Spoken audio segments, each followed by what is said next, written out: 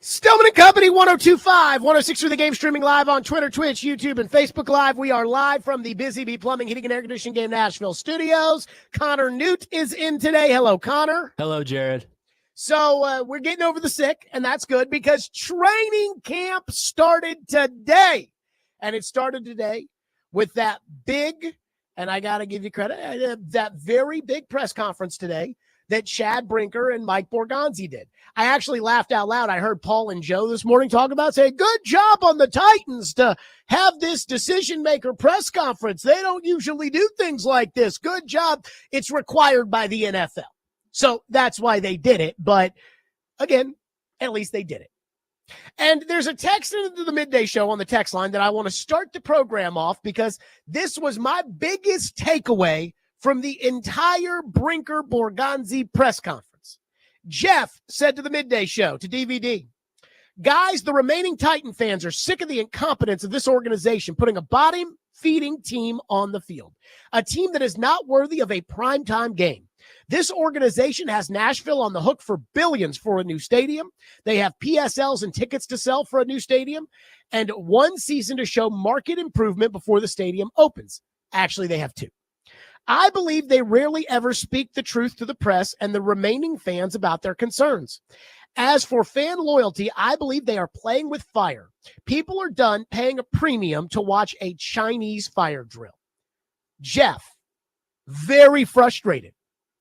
But I actually listened to that press conference, and I thought for the first time in a long time, it felt to me like the Titans and the hierarchy representing the Titans actually told you the truth about this team and this season. This was Chad Brinker when asked about the expectations for this upcoming season, given the fact that when he got promoted into the big chair, or at least more visibly into the big chair, Chad Brinker said in January, we need to be patient. And he was asked, very good question by Gentry Estes, about the patience and where this team is now. And here's what Chad Brinker said. Nobody wants to hear that word, patience. I get that. But the reality is we understand where we are as a roster. We got a lot of work to do. And we're going to be relying on a lot of young players this season to carry this football team. And we need those veteran players as well to help those young players grow.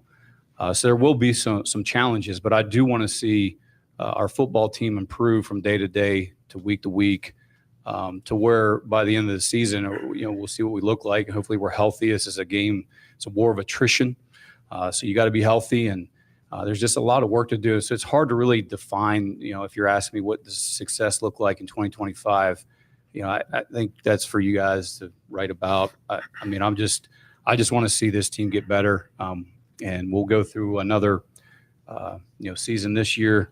Acquisition, where we got the first waiver claim. We're going to constantly be looking to upgrade this roster. If guys aren't getting the job done, then we'll get guys in here that will. So the top of the roster is just as important as the bottom. Okay, Connor, how long was that cut? 1 minute and 10 seconds. Do you want me to translate it for you in about 3 seconds? Yes, sir. They're going to be bad. He's telling you they're going to be bad. They're going to be bad this year. He's telling you, hey, I just people don't want to be patient, but that's what it's going to take. And we got holes on the roster we're going to have to fill. And all I hope from the boys this year is that they give it their best. That's all we hope for. We're going to try to get some guys in here. And if guys can't do it, then we're going to do whatever it takes to find somebody else. But I just hope the team goes out there and gets better every week. I just hope the team plays hard. I just hope that he's telling you they're going to be bad. This team is bad. Once again, the top 10 lists that ESPN compiles from coaches, scouts, and executives in the NFL, it's not the end-all, be-all as far as talent evaluation is concerned, projecting what it's going to be like next season or the upcoming season. But it's probably a pretty good representation. You have one player, on a top 10 list, and that's Jeffrey Simmons, who's the fourth best tackle in the NFL according to that list. One player. That's it. This is a bad team. And I actually find it refreshing because I have to ask, when is the last time the Titans told you the truth? Don't get me started on the sunshine pumping we had to go through every single day. We had to bring it up. I had to tell you this crap Rand Carthon and Brian Callahan are saying it doesn't make any sense. They don't have a right tackle. But Jared, Bill Callahan and Brian Callahan, they think they can fix PT. You'll see. I'm like, okay, yeah, fine. By week 3, everybody knew, yeah, that was bullcrap. As Maury Povich would say, the lie detector determined that was a lie. With Vrabel and Carthon that year they were together, it was a maze of, do these guys even like each other? Do these guys even talk to each other? Who's actually calling the shots? Did Vrabel want to make that move? Did Carthon make that draft pick? Again, they never told you the truth. Vrabel got up there and they had to ask Vrabel in his last press conference, do you want to be here? And Vrabel gave this long-winded answer in which he said yes, but he was really saying no. They never told you the truth. Even John Robinson, I asked John Robinson a week before the 2022 NFL draft. I said, what is the likelihood that A.J. Brown gets traded on Thursday night? And John Robinson said, I don't foresee that happening. Bull crap. When's the last time the Titans told you the truth? It may not be the truth you want to hear because you may want to think this team's going to be good. But if you're a Titan fan and you're mad at the organization because you feel like they lie to you with the sunshine pumping they've done over the last couple of years, I get it. I understand because I hate to break it to you, but they have lied to you. They have lied to you, or they're too stupid to know the truth. It's one or the other. I don't know. You know, I had people tell me after Vrabel got fired, Rand Carthon will show you. And I think they believed that. I just don't think they could see the incompetence like I could. With Brinker, I have no idea if this guy has a clue as to what he's doing running this operation. With Borgonzi, I'm not going to lie to you. I get some serious John Robinson vibes listening to him talk. You know, he's so no nonsense, which is good because the rest of the organization is all nonsense. But it's like his cuts in this press conference were 13 seconds. He doesn't want to talk. I mean, he cannot bull crap long enough like Rand Carthon could or Brian Callahan does, or it's very, honestly, Vrabel of them, kind of the way it's like, okay, I can't just bull crap long enough on this. So I'm going to tell you it's L'Jarius Sneed's knee that's actually the problem, even though we spent an entire year not telling the truth about what was actually wrong with L'Jarius Sneed. So I'm sorry. This is refreshing to hear Chad Brinker and Mike Borgonzi basically tell you this team's not going to be very good. Or at least don't set your expectations for this team to be very good. What would you rather hear? The truth, which may be inconvenient, or a bunch of sunshine that doesn't mean anything? They didn't get up there today and pump that sunshine the way they've been pumping it. There was no, we've checked every box on offense from the number one starter to the furthest backup. Again, I heard that last year with all the sunshine pumping that was coming through every door, window, and chimney. And I'm like, you do know that you don't have a right tackle, right? And it's like, blasphemy. We've checked every box. 3 weeks into the year, Jalen Duncan is going in at right tackle against the Packers. Malik Willis is lighting you up on the scoreboard. It's like, yeah, you don't have a right tackle. Again, everybody wants to say things like, we're going to win the Super Bowl, and we love this team. We're so excited for the season, and we're this and we're that. The Titans cannot say that to anybody with a straight face because this team blows. And it has been incompetence at the highest levels over the last couple of years. Drafting guards who aren't very good with the 11th overall pick. Drafting a left tackle who's really a right tackle with the 7th overall pick. Will Levis at quarterback, a running back who's not even that good with no ACL in the third round, trading for L'Jarius Sneed, who apparently also might not have an ACL. I don't even know what's up with that knee. The Titans are years away from being capable to compete for a Super Bowl. Probably two, if absolutely everything goes right. And that includes Cam Ward exploding and being the guy, i.e. Jaden Daniels. If he's Jaden Daniels, which I don't think he is, and none of the gurus thought he was, but if he's Jaden Daniels and he's the guy, then by next year, you might, if everything else goes right, be competing for the Super Bowl.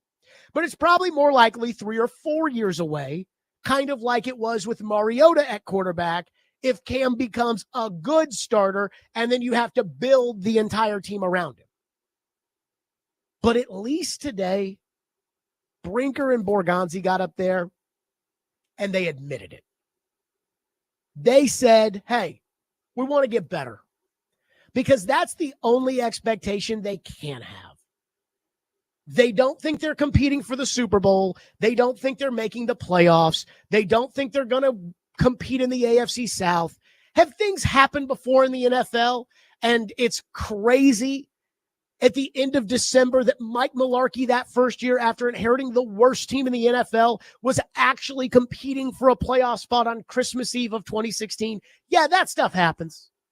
Is it possible? Yeah, it's possible. But unlike last year when it was, you'll see, this year it's, I hope, but I'm not betting on it.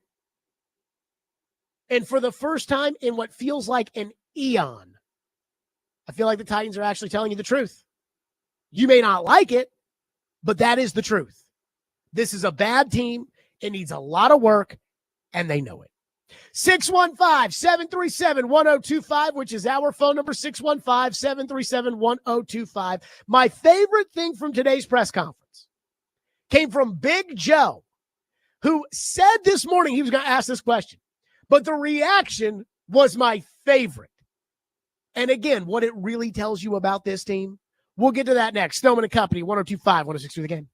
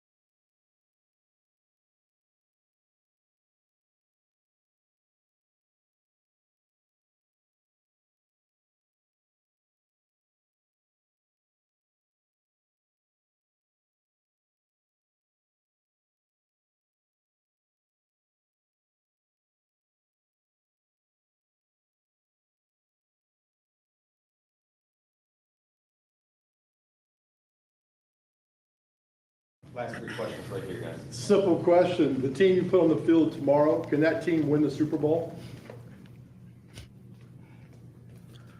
Listen, Yeah. that's always the goal every year. Yeah. We also realize we have a lot of work to do on this roster.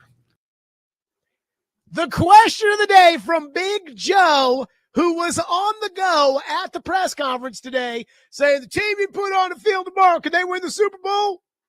There's like a 5-second pause, and Brinker and Borgonzi look at each other like, so how do they know? Because that's what they're saying. No, this team cannot win the Super Bowl. And I'll say this, good on Big Joe to ask about that, because even though we all know the answer is no, even though it was awkward there for a second when Brinker and Borgonzi were like, holy crap, how do we answer this question? Like, I at least now we know there's no gray area here as to where the decision makers with this team stand. This time last year, you guys were telling me this team was going to be good. I kept saying, no, they're not. They don't have a right tackle. They're not going to be good. And then I'd proceed to tell you the right tackle story. You'd get mad that I told the right tackle story again. And then by week 3, it's like, oh, damn, Jared was right. These guys are telling you, yo, this team, we got holes on the roster. Paul asked a question today. You know, with Lorenzo Carter retiring, how can you feel good about edge rusher? The truth is they don't, but they just didn't have the resources to go get help at edge rusher. So they're not going to sack the quarterback this year. Denard Wilson gets up there. You ask him, hey, why don't you get any sacks? The answer is because the players they have aren't good enough to get sacks. That's why. When Javon Curse and Kevin Carter and Albert Hainsworth and the late, great Josh Evans and Robert Smith and those guys were on the team, they got sacks. You know why they got sacks? Because they were good enough to get sacks. These guys ain't Javon Curse and Kevin Carter. So that's why you're not getting sacks. But Denard Wilson gets up there and acts like we're all morons and talks about, well, here's all these different ways you can get sacks. It's like, yes, you have guys good enough to go beat the offensive lineman to go sack the quarterback. That's how you get sacks. So again, at least, hey, they're telling you we're not good. This is going to take time. So that should put the lid on any false assumptions that people are going to make here in town because they want to about Cam Ward. And Cam Ward being Jaden Daniels or CJ Stroud. Because Jaden Daniels and CJ Stroud were essentially competing for the Super Bowl in year 1. CJ Stroud got to the divisional round of the playoffs. If you get to the divisional round of the playoffs, you are essentially competing for the Super Bowl. Jaden Daniels was in the NFC title game. You are literally competing for the Super Bowl when you're in the conference championship game. This team's going to be bad. They know it. And what they're really trying to do is they're really trying to develop as many core pieces as possible. So when this team gets good again, if this team gets good again, how many of these players are going to be a part of the solution?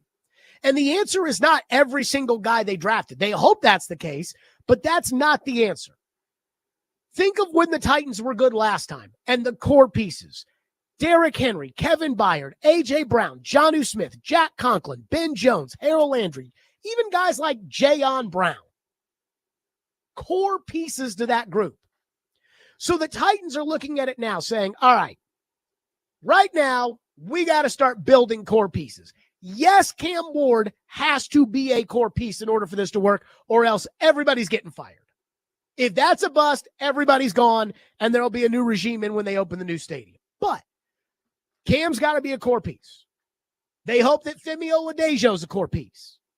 Right now, I think they think, even when this team gets good again, 3 years from now, Simmons will still be a core piece. Dan Moore will be a core piece. Again, that's why they paid him. And how many other guys are there? And that's what they're trying to figure out. Is Jarvis Brownlee Jr. a core piece? They hope he becomes one, but I don't think you can say 3 years from now, Jarvis Brownlee Jr. for sure is going to be starting at corner. That's what they're doing right now. And then they need veterans in there like Xavier Woods and Kevin Zeitler to kind of lift up the other guys. Is J.C. Latham going to be a core piece? They hope, at right tackle, the same way Jack Conklin was a core piece. So let's put Kevin Zeitler next to him and in the same meeting room with him so that he can kind of help show him the way. And again, with this team being as bad as it is, that's a good thing. That's a good thing. Phone lines driven by WilsonCountyHyundai.com at 615-737-1025 here on the program. One texter says, I like Borgonzi. I think Callahan's gone after the year. Don't think he wanted to keep him. With that said, Daddy Callahan would be gone too. But please, Titans, truth me to death, it is respectable. You know, I remember during COVID 5 years ago, and it's crazy that that was over 5 years ago because it doesn't feel like it was that long ago, but hey, life comes at you fast. I remember during COVID, there was all this stuff out there that, you know, the doctor said this, and then the doctor said that, and then the doctor said this, and even though I'm pretty much on the side of doctors when it comes to medical advice, they did, after all, go to medical school. They, after all, are practicing in the field. There were some misrepresentations. Early on, doctors said, don't wear masks. It doesn't matter, because they didn't want people to go out and buy up all the masks so that the people in the hospital could wear masks. And then they said the masks matter, and that people are like, so what, do they matter or do they not matter? You said they didn't matter, now they matter. I understand, but sometimes people just want to be shot straight. I mean, I know we all want to be excited for the season. I know we all, you know, is a business. You want people to buy tickets. You don't really have to have people buy tickets because, A, visiting fans will buy tickets. So the Kansas City game, even if the Titans stink, that's going to get sold out. But also the TV deals are so good, it doesn't matter if you sell any tickets in the NFL. So that's the first part, which is I know you want people to be excited. And I know you're trying to sell PSLs for this stadium. And I saw PK had a story out a couple months ago where the inflation building costs are going to hit the Titans pretty hard. So they're going to need to sell those PSLs. Tell the people the truth. Just be honest. Just shoot me straight, Doc. That's all I want. Andrew says, Jared, I can agree it's refreshing. That press conference felt like an intervention. Instead of saying we're excited about the possibility of being good, they essentially said we're terrible and have to work really hard for a while in order to not be terrible. Agreed. Like, I'm fine with understanding that. Like, I'm not of this belief that the Titans are going to be bad forever. I know people want to think, you know, Jared Stillman. I mean, I got it from one, you know, media person this week. Again, God forbid you be critical in a town where you have the worst football team and the third worst hockey team and all these people that cover the team. And I'm not saying everybody's like this. I'm just saying some of you are. You don't want to go root for the team instead of actually analyze the team. And that's your business. That's fine. But it's like, oh, you're just so pessimistic. I think there's a chance for this team to get out of this. But you have to be honest about where you are in order to be able to do it. You have to admit, like, hey, we got to get this right. We got to get that right. And we got to do this right. And we got to do that right. Instead of Ram that just, you know, oh, we just sprinkled some magic fairy dust on it and we're going to be good. And that press conference today was not that. That press conference today was not some sort of AP English essay in which we had to decode every single nook and cranny that William Shakespeare or Virginia Woolf was trying to hide through the text like some sort of Rhodes Scholar. They said, look, we're not going to be very good, guys. Like, we're bad. Like, we're going to try to get better. And we're going to have to do a lot of work. And there's some guys that might be a part of the solution. And there are guys that may be part of the problem. We're going to get them out of here. And I can live with that. Now, when you go into year 3 and you're like, hey, we're bad, and it's still going to take, that's a little different. But they're not. This is year 1 of telling the truth. 615-737-1025, which is our phone number, 615-737-1025. There was one thing that they did talk about today that I heard, and I'm like, yes, this is what I've been trying to tell you, and nobody, for whatever reason, wants to hear it. We'll get to that coming up next, and then back to your phone. Stillman & Company, 102.5 The Game.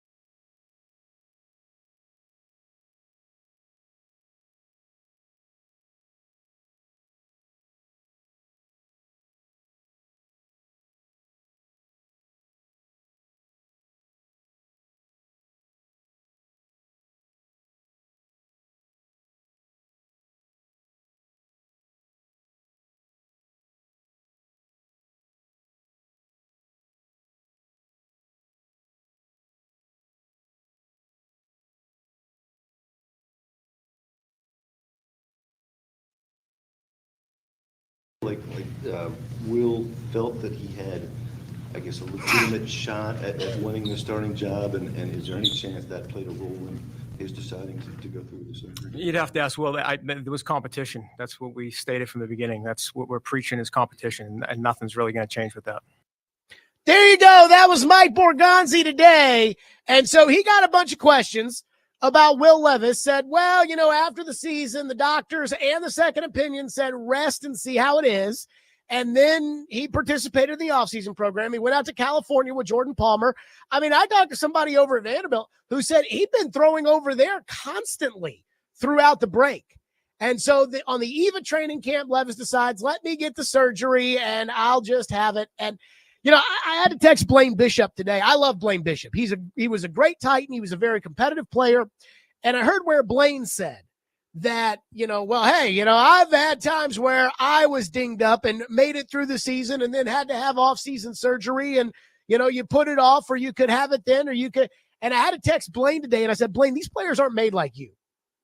Like the compete level, that's what we're going to hear Derek talk about some of these guys. When Derek and Blaine talk about players that are losers, I think to myself, you can't put yourself in their shoes because that's not how you two were built. Those guys are the ultimate competitors. They're built differently. And it's a different era, I get. But they kept asking about Levis. And finally, Mike Borgonzi said something. It was a good question from Paul about the quarterbacks that they have. Terry McCormick tweeted this out yesterday. He said they're not going to go look for a fourth quarterback. People are like, well, who should the Titans go get? You? I heard the midday show today. Should they be interested in Carson Wentz? It's like, dude, they're not getting another quarterback.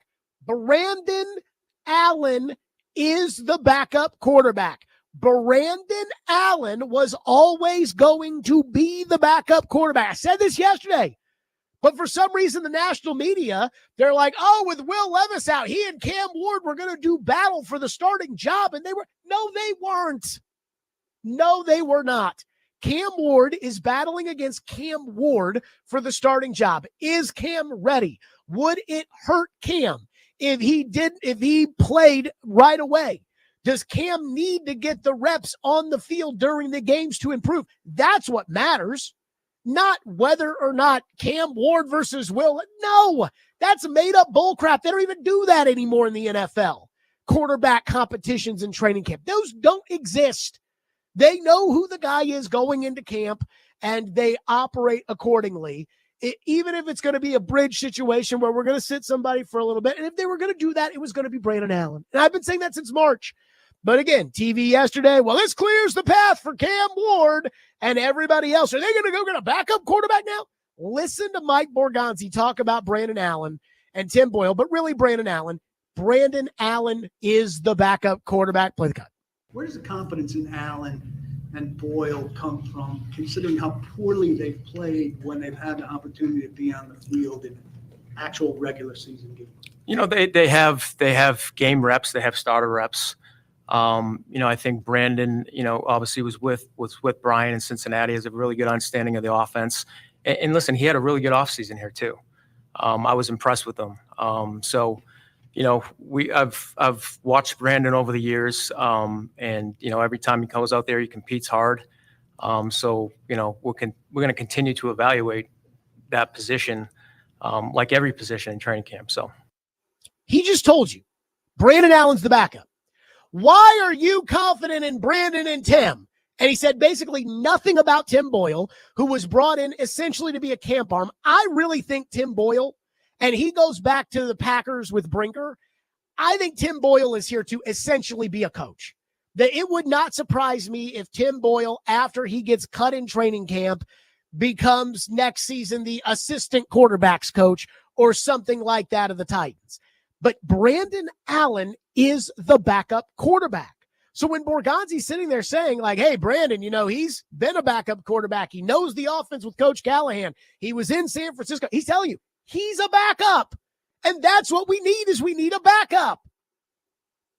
He was always going to be the backup. That's what he was under Callahan in Cincinnati. That's what he was last year in San Francisco. That's what he's paid $1 million to do, is to be the backup. He is no different than last year when Jacoby Brissett signed to be the bridge quarterback for the New England Patriots, who then after 3 weeks turned it over to Drake May, or Josh Dobbs this year, who is the backup to Drake May. He is no different than those two guys. He's no different than Josh Dobbs. Last year, it was him and Josh Dobbs for the backup job in San Francisco. That's what he is. And Titans fans are like, but he sucks. Well, so does Brissett. So does Dobbs. So do all those guys. They all suck. They're all backups. He's not some kind of guy like Sam Darnold who you pay $10 million to because he's been a starter and you say, hey, if this guy has to play, then he has to play. That's no. He is the caddy to Cam Ward. Now, if they determine, hey, Cam needs to sit on the bench because Cam's not ready and we don't want to throw him out there at Denver, they're fine putting Brandon Allen out there again the same way the Patriots put out Jacoby Brissett last year. They're fine with that. That's what this is. And I just, there were so many people and so many fans and television yesterday. It was like, the Titans backup, Will Levis. Brandon Allen was always going to be ahead of Will Levis. Always. Crazy. Josh says, as a Titan fan, the only thing I'm excited or hopeful for is to simply see Cam Ward play. We know this team is terrible, but if we walk away from the season knowing we have our quarterback, then I will take it. So I am going to speak from my experience as a Titans fan. And I'm going to tell you that I expect this to be the reaction for the fan base after this season, no matter how many games they win.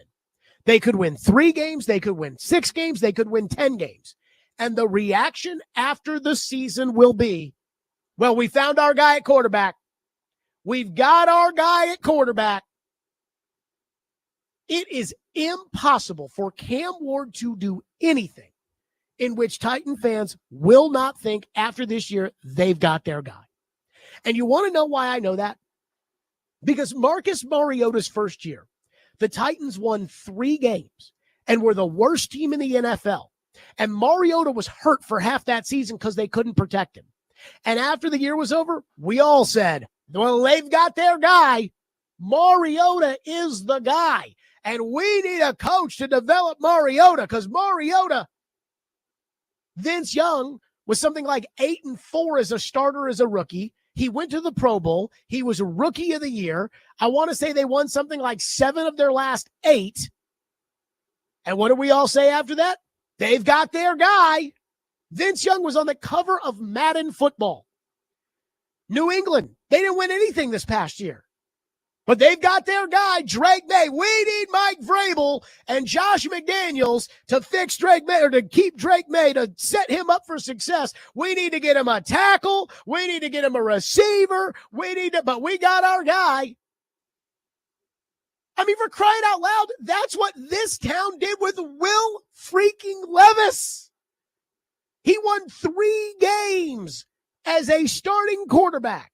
3 games. The Miracle in Miami, that unbelievable debut, and then that one game against that terrible, terrible Carolina Panther team in which they won by 7 points. He won 3 games as a starting quarterback, and this city was, we got our quarterback. Amy said it to Mike Keith with a straight face. So when you tell me like, oh, I just want to know after this year if we've got our guy, everybody in town is going to think that Cam is the guy. This is the way it works when it comes to young quarterbacks in the NFL. They can't do any wrong. Anything that happens is everybody else's fault. We don't have any receivers. We don't have a good offensive line. The coach, Matt Eberflus in Chicago, is holding him back. It's never the rookie quarterback's fault. It never is, and it's never going to be. So it's not going to be any different here.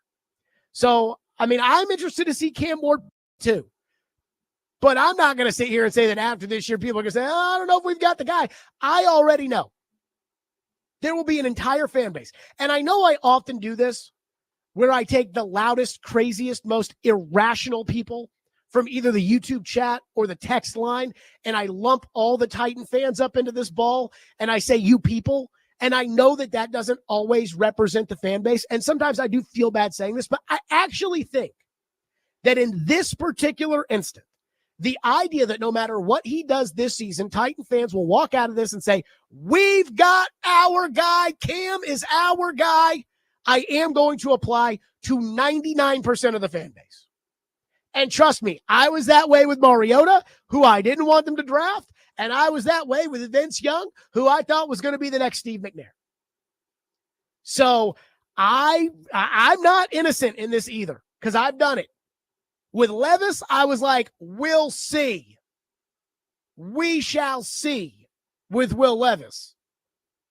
I mean, last year, Joe and Paul were, you got to decide today. You got to bet your house. Is Levis going to be the guy or not the guy? And they said, yeah, he'll be the guy. If I have to bet one way or the other, I was like, what? These young quarterbacks, man, they fail. Like, there's a chance Caleb Williams is a bust. There's a chance Drake May's a bust. There's even a chance, now I don't think this will happen, but there's a chance Jaden Daniels ends up not being that dude. Again, Vince Young, I lived through it. That dude was on the cover of Madden Football after his rookie year. And he ended up being remembered as a bust. 615-737-1025 is our phone number. More your phones. 615-737-1025. Your reaction again to the opening of training camp. Hell yes. By the way, training camp with the practices gets started tomorrow as the Titans prepare for the 2025-2026 season. Chase and Big Joe will be live out of practice. Coverage of Titans training camp is presented by Messero in 12 South and Parman Energy. So we're excited about that. Also, 1025 The Game and Souls for Souls have teamed up for a back-to-school fundraiser, Souls for the 615, to provide new shoes for kids experiencing homelessness in Nashville. Help a child in Middle Tennessee step into the new school year with confidence by donating $20 for a new pair of athletic shoes. For more info and to donate, visit theGameNashville.com/shoes. Souls for the 615 is sponsored by Messero in 12 South. Go check them out for handcrafted cocktails, bold plates, great happy hour, and elevated hospitality.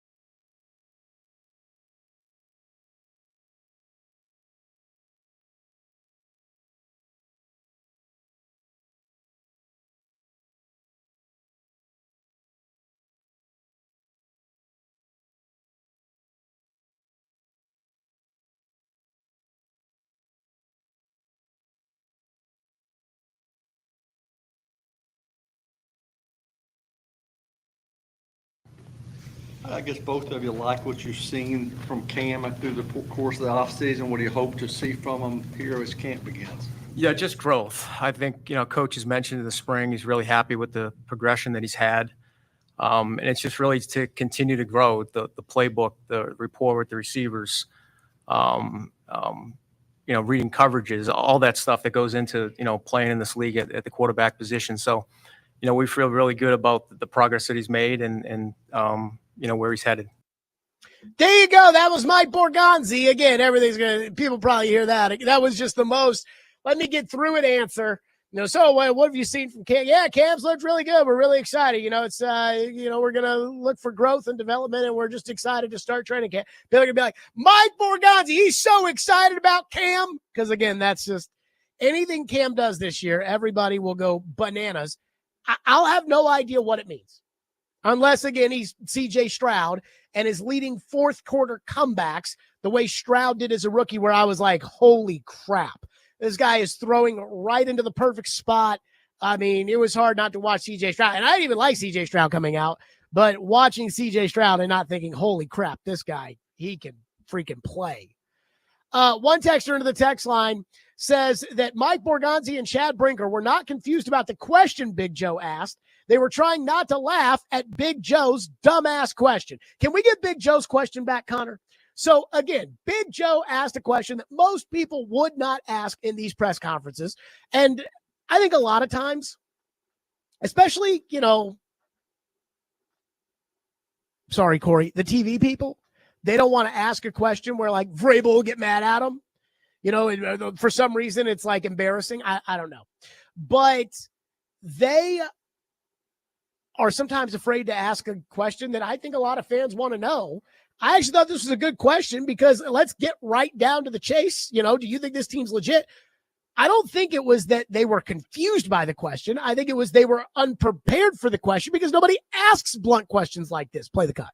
Last 3 questions right here, guys. Simple question. The team you put on the field tomorrow, can that team win the Super Bowl? Listen, that's always the goal every year. Yeah. We also realize we have a lot of work to do on this roster.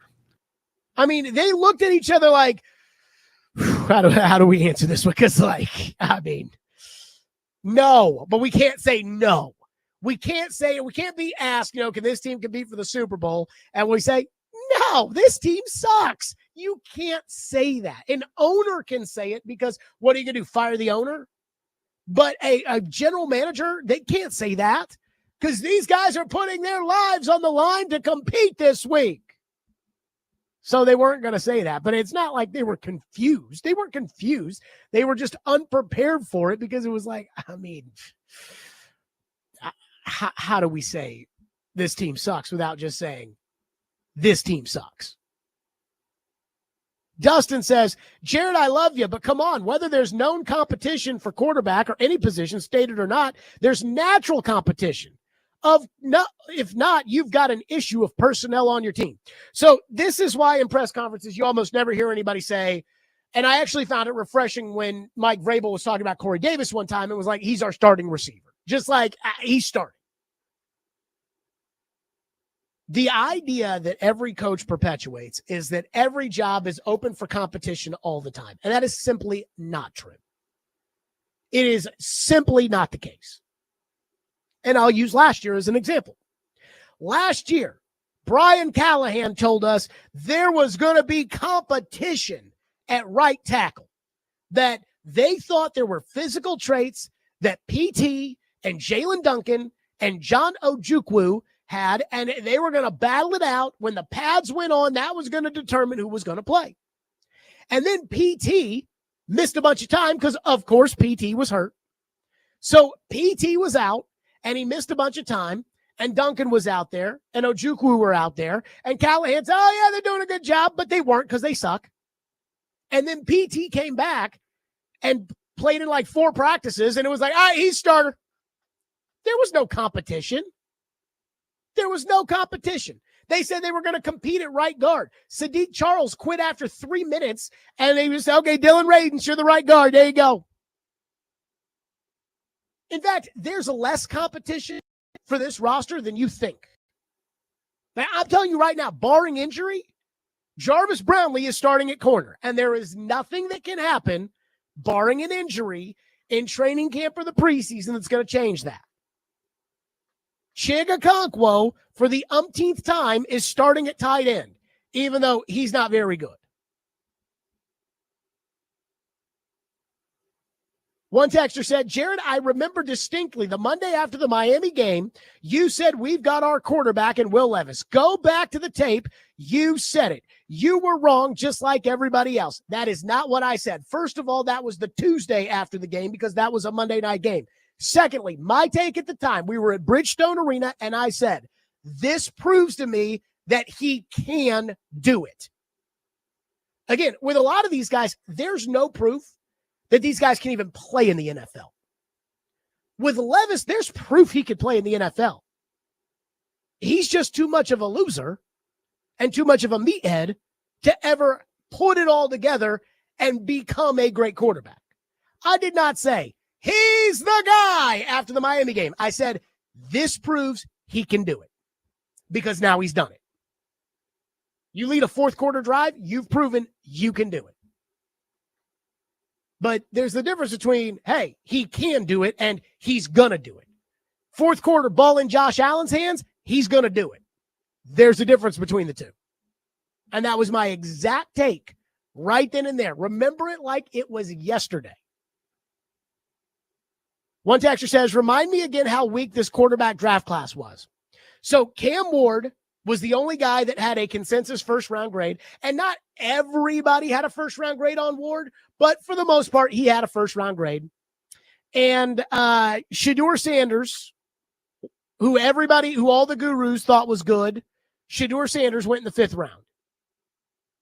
That's how weak this quarterback class was. By the way, not that I've been keeping my eye on Browns camp or anything. I do think the Browns preseason will be at least a little interesting because we'll get to see Shedeur play quarterback. But apparently, I saw a report. I forget who reported it, so I apologize. But I saw a report that it seems like the battle for quarterback at Browns camp is between Kenny Pickett and Dylan Gabriel. Holy crap. Stephen A. Smith is going to be so mad if Dylan Gabriel ends up as the starting quarterback for the Cleveland Browns. I mean, I'm here for it. Look, I mean, I'm a Dylan Gabriel fan, but my God, I mean, look, I watched Oregon football because my buddy's the OC and my buddy loves him. And my buddy was, the OC for Bo Nix, and he just swears by Bo Nix. And I'm like, yeah, but you're biased. And then Bo Nix had the season he had. So when my buddy swears by Dylan Gabriel, I'm like, okay, but you're biased, but you were kind of right about Bo Nix. So do I need to take that into consideration here? But I've watched Dylan Gabriel play enough college, and I've watched Shedeur Sanders play enough. Shedeur Sanders, I mean, I think is better than Dylan Gabriel. But it sounds like in Cleveland, I mean, they drafted him ahead of Shedeur Sanders, and it sounds like he might be the quarterback. And Stephen A. is going to be very, very mad if that happens. 615-737-1025, which was our phone number on the program. We'll get back to more of your phones. Plus, one thing I was very curious about in the press conference today, were Brinker and Borgonzi going to put their stamp of approval on one of what I think is the most ridiculous story of the offseason? We'll get to that next. Stillman and Company, 102.5 The Game.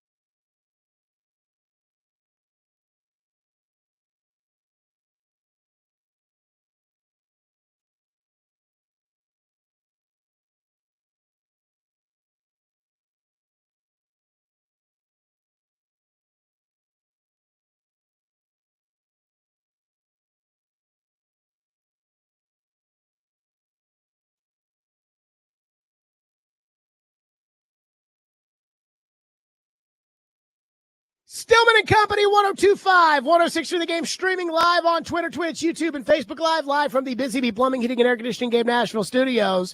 So training camp opens today. Practice starts tomorrow. We hope Connor Newt will be out there. At this point, I'm still getting over being sick. I am not to the point where I think I can stand out in the heat for 3 hours at 92 degrees, coming off of, again, where my son just knocked me out with whatever it was that he had. So I think I'm still probably a couple days away from being able to go out there on the practice field. So Connor may have to be my eyes and ears as far as what goes down tomorrow at practice. But one thing that I guarantee you will be back out at practice tomorrow is what I am now referring to as the Brian Callahan Pee Wee program. So, as I think all of you are aware, this offseason, Brian Callahan thought long and hard about what happened last year and how they could fix it for this upcoming season. Now, in fairness to the personnel side of the team, they did get a right tackle this year, so I don't have to tell that story anymore. But instead of just saying, our team sucked, our team was so bad, and I was Mr. Nice Guy as coach, and I don't hold anybody accountable, Callahan said, we're going to come up with the Brian Callahan Pee Wee program, where we're going to take these 30-year-old guys, 25-year-old guys, millionaire athletes, and we're going to tell them, all right, we're going to play a game where if you jump off sides, -2 points for you, and we're going to have a competition, and whoever wins gets to silly string the losers, or whatever it ends up being. Again, I think that'd be a good question for Callahan tomorrow about, so what did the team that won the offseason competition, what did they get?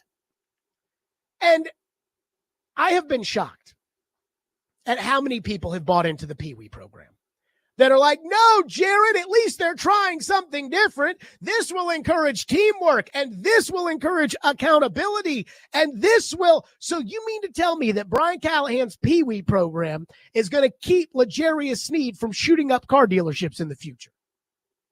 I have a hard time with that. So today I wondered, when it came to Brinker and Borgonzi, I wondered, are these guys in on the Pee Wee program? Or when Brian Callahan came to them and said, hey, here's my brand new idea. Nobody's ever thought of this. You'll see. They said, okay, Brian, great job, buddy. And then they turned around and said, this freaking guy. And I wondered, I really did. You know, the Titans put out 2 off-season videos, the Titans of Tennessee, the behind-the-scenes YouTube bullcrap videos.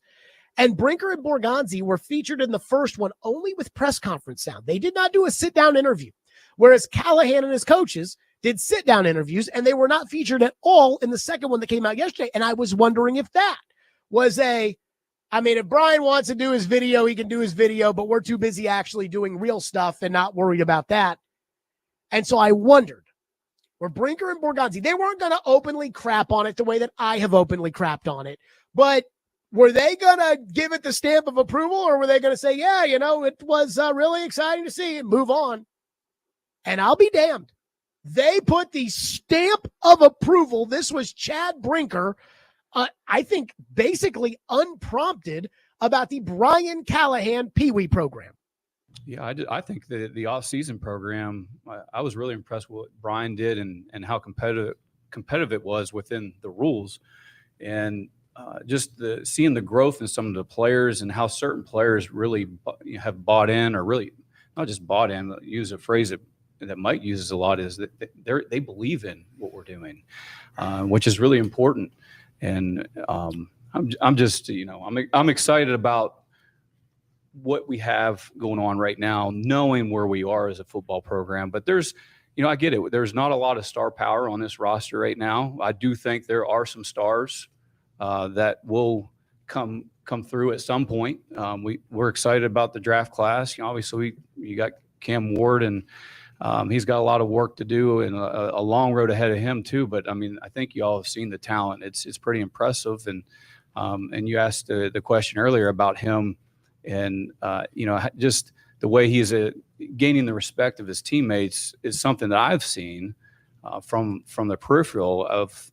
It's been impressive, but we also know this is a performance-based business, so he's got to go out and perform, and he knows that.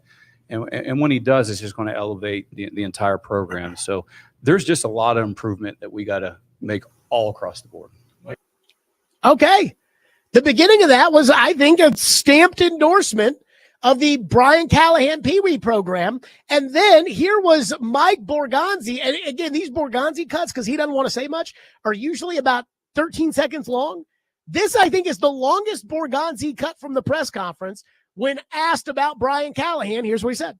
You can see it in the spring, the way he interacts with the players, the way that he communicates with them. And you could see them develop over the spring.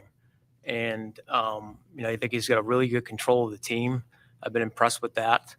So, like I said, it's going to be an evaluation process here as we go through training camp, as we get into the season, and how he develops these players and how the coaching staff does.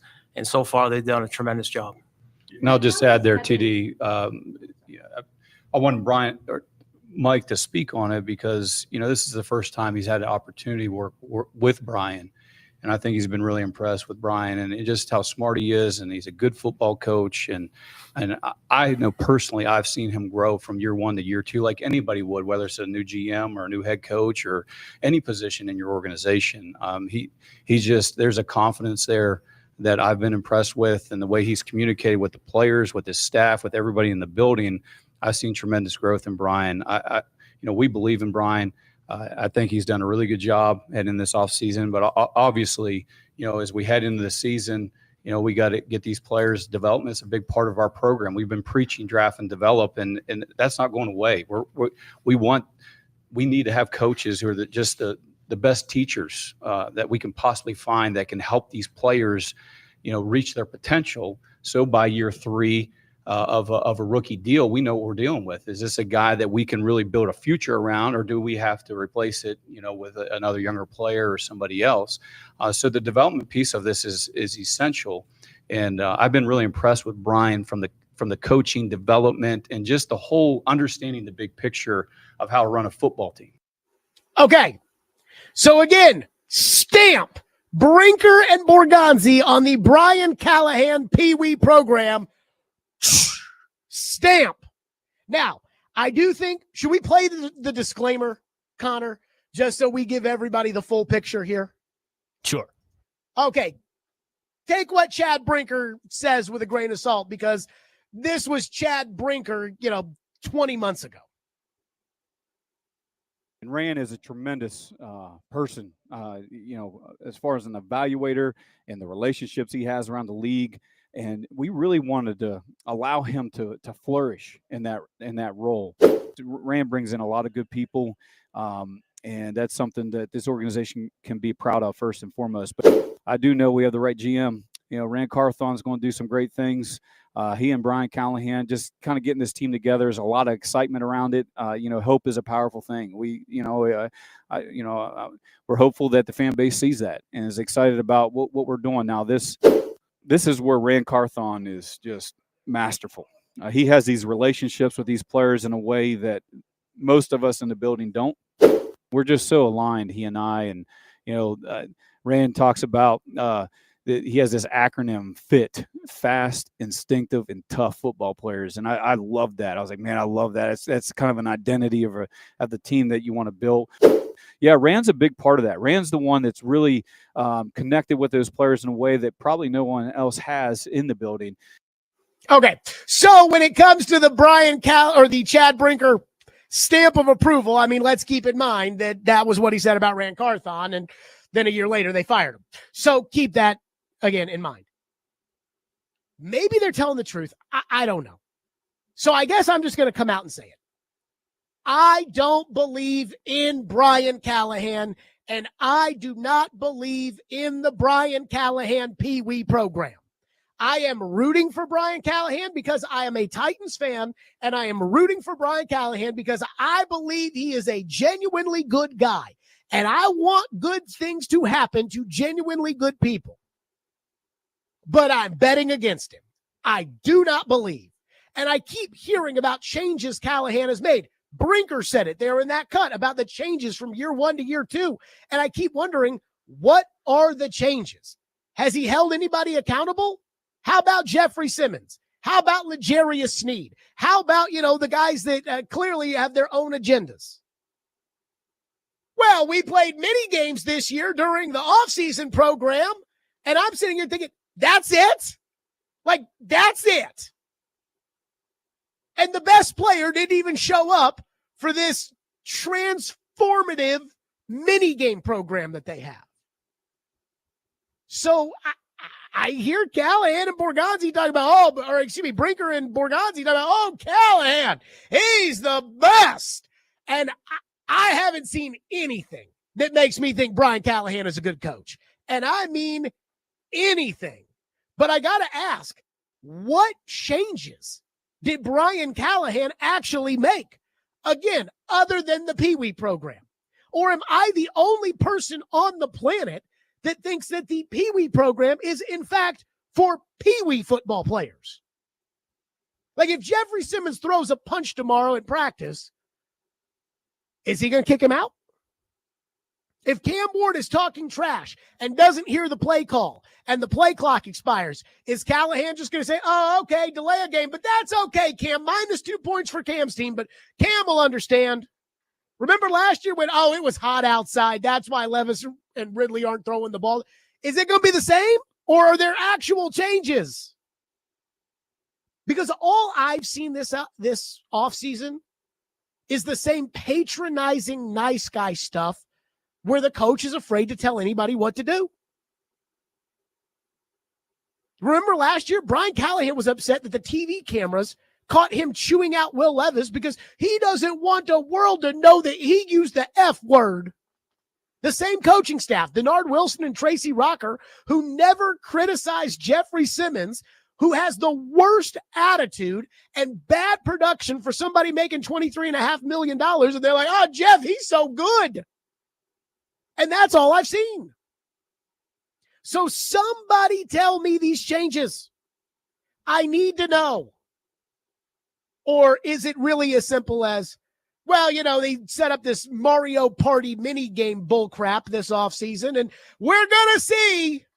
Because once again, spare me the Brian Callahan Pee Wee program. But apparently Brinker and Borgonzi love it.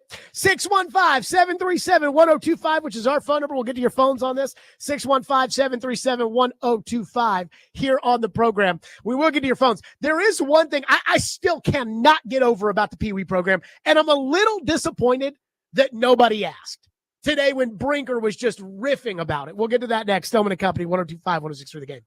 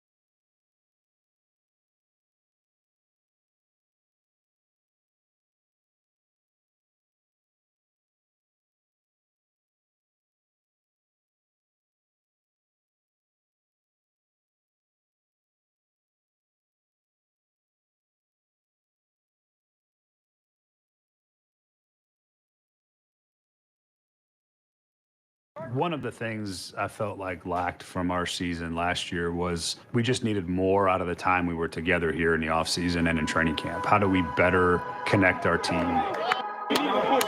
I showed a clip to our team, Steve Kerr talking about what wins in his experiences is you obviously have to have good players, but the joy and competition are the two things that he's always talked about.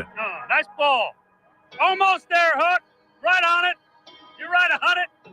Out the gate. There we go. That's it. Good job. So a route that I've never done before. I've not seen done a lot of different places, so I think it's a bit unique to us, which is exciting. As we divided our team into 8 different teams, so each team has a captain and an alternate. Well, Morgan, you guys are hanging on to a lead. Hanging on to a lead. There's about 11 to 12 players and usually 2 to 3 coaches on every single team. I got you. I like that. I got 2 points. I feel like you do that.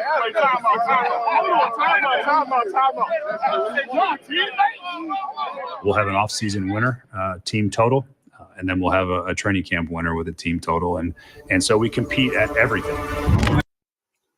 The Brian Callahan Pee Wee program. And I know a lot of you out there like, Jared, you're too hard on him, including my dad. Jared, you're too hard on it. Here's what I can't get over. Everybody tells me that this Brian Callahan Pee Wee program is so transformational. It's so incredible. Oh, my God, this is going to be so great. I mean, if it's so great and it's such a big deal, why did Jeffrey Simmons completely blow it off? Man, this is so big for our team. But Simmons didn't go. Oh, well, Simmons, he doesn't need to go. But he's the best player on the team. If you're telling me things like accountability and leadership matter, then the best player on the team saying, screw it, I don't need the Pee Wee program. It's not a good look for the validity of the Pee Wee program.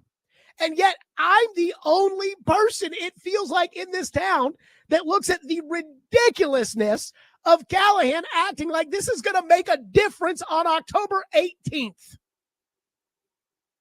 And I know Borgonzi and Brinker and Callahan can't criticize Simmons for not going to OTAs because it is technically voluntary.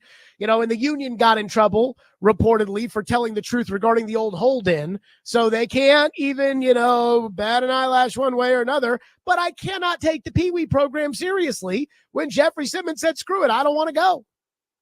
And then it's like, give him the benefit of the doubt. Why? Why does Brian Callahan, who won 3 games last year, deserve the benefit of the doubt? And if this Pee Wee program is so great, why didn't Tom Landry think of it? Or Mike Ditka? And I understand everybody's always looking for the new way, and this is certainly not Tom Landry's era. But I actually need to see that -3 points for lining up in the neutral zone matter in a football game before I sit back and say, man, I'll tell you, Callahan, he's got it all figured out. And yet it feels like most of the people in the media are just lapping this crap up.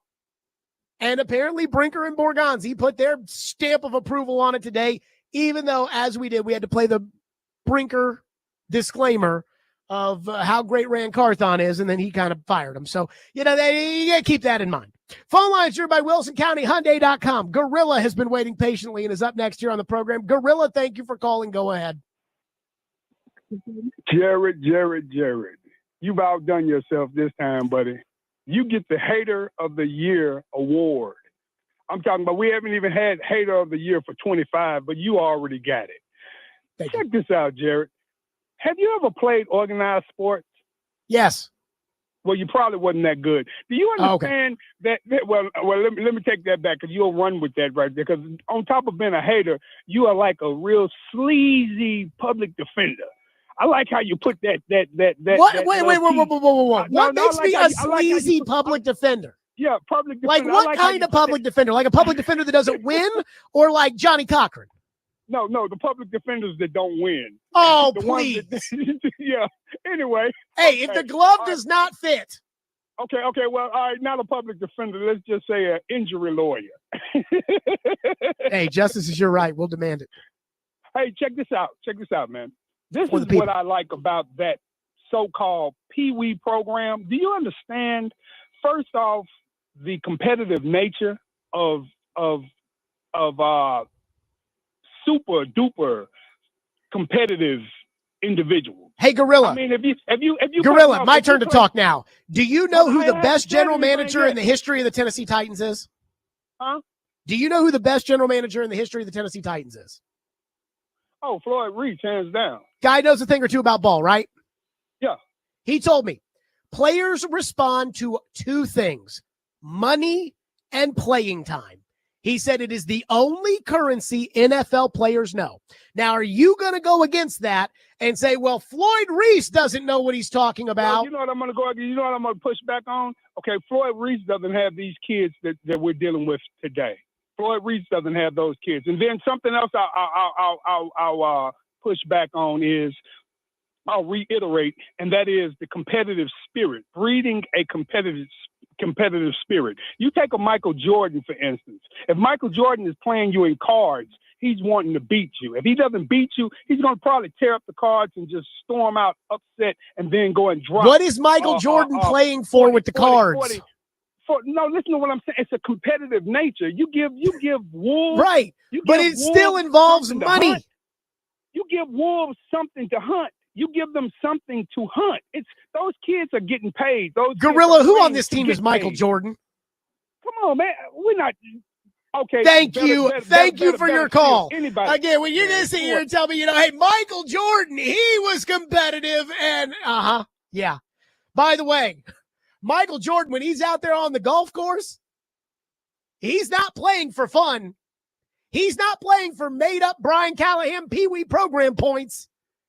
He's like, yeah, this golf shot, I'll put it on the green, $100,000.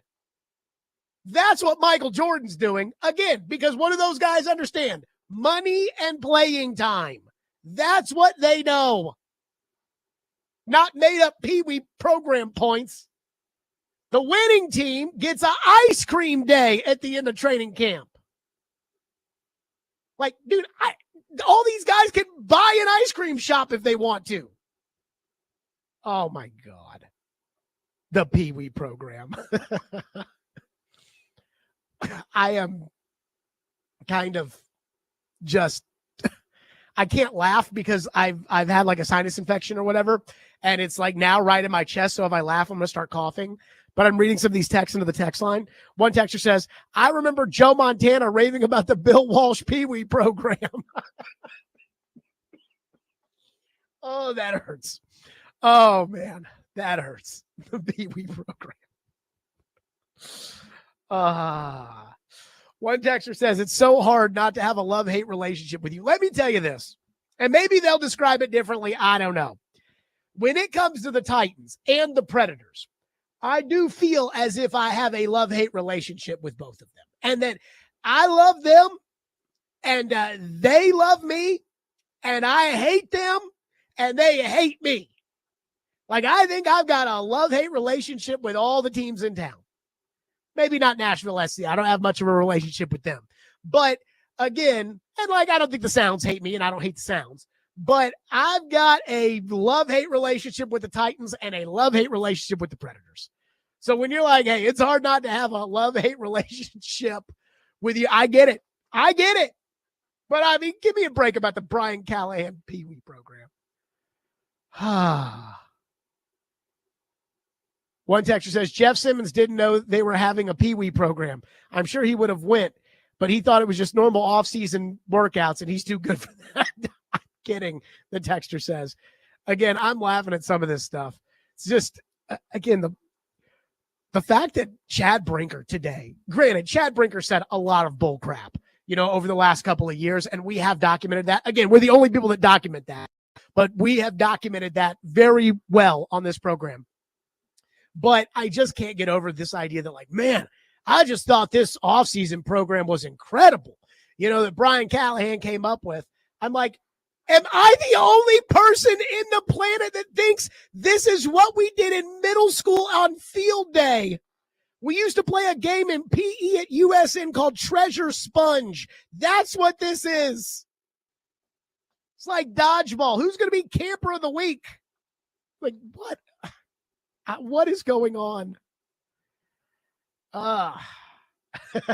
Craig says, Brian Callahan should screw the point system in the Pee Wee program. He should go full Herman Boone. That is the coach from Remember the Titans. Everyone in your squad has to run a mile if you screw up. I bet the same person won't keep jumping off sides. Yeah, and I'm sure the players won't love the Pee Wee program as much anymore. If, again, hey, you drop a pass, you run a mile. You miss a blocking assignment, you run a mile. And if you fumble the football, I will break my foot off in your John Brown hind parts, and then you will run a mile. If everybody had to run a mile for screwing up at training camp, I guarantee you they wouldn't like the Brian Callahan Pee Wee program anymore. They'd hate it. The Pee Wee program. 615-737-1025 here on our program. 615-737-1025. I mean, hold on one second. I mean, it is wild to me. Like, absolutely wild to me. Some of these texts that I'm reading, and I'm just laughing out loud. All right. Speaking of self-aggrandizing, I am owed an apology.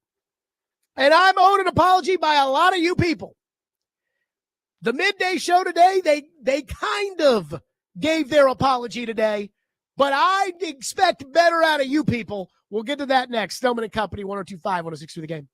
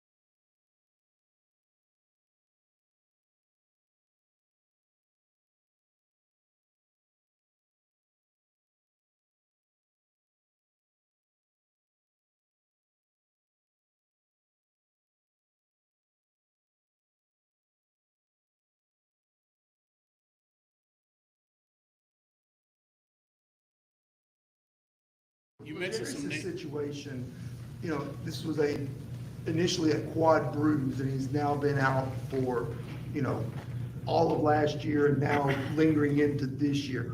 Why has that been so troublesome? I mean, he did have a cleanup on his knee in May, which set him back a little bit, but he's making, progress here. He's really worked hard. He's been here during the summer. So, he's heading in the right direction. And like I said, we'll hopefully get him back here soon. Guys come back from cleanups in May to be ready for the start of camp pretty regularly, if I'm not mistaken. You saw the other side of the knee in Kansas City where the Chiefs gave up on him. I mean, what's the level of concern with him being able to be a contributor for this team come September, plus with the legal issues hanging over him? How good can you reasonably feel about him at this stage? Listen, I've keep in contact with LJ all the time. He's worked really hard to get back, and I feel really confident that he's going to be back. There you go. That was today. Mike Borgonzi feels very confident L'Jarius Sneed's going to be back, but he wants everybody to know it's not the quad, it's the knee. Remember the knees that when they acquired him, I said, wait a minute.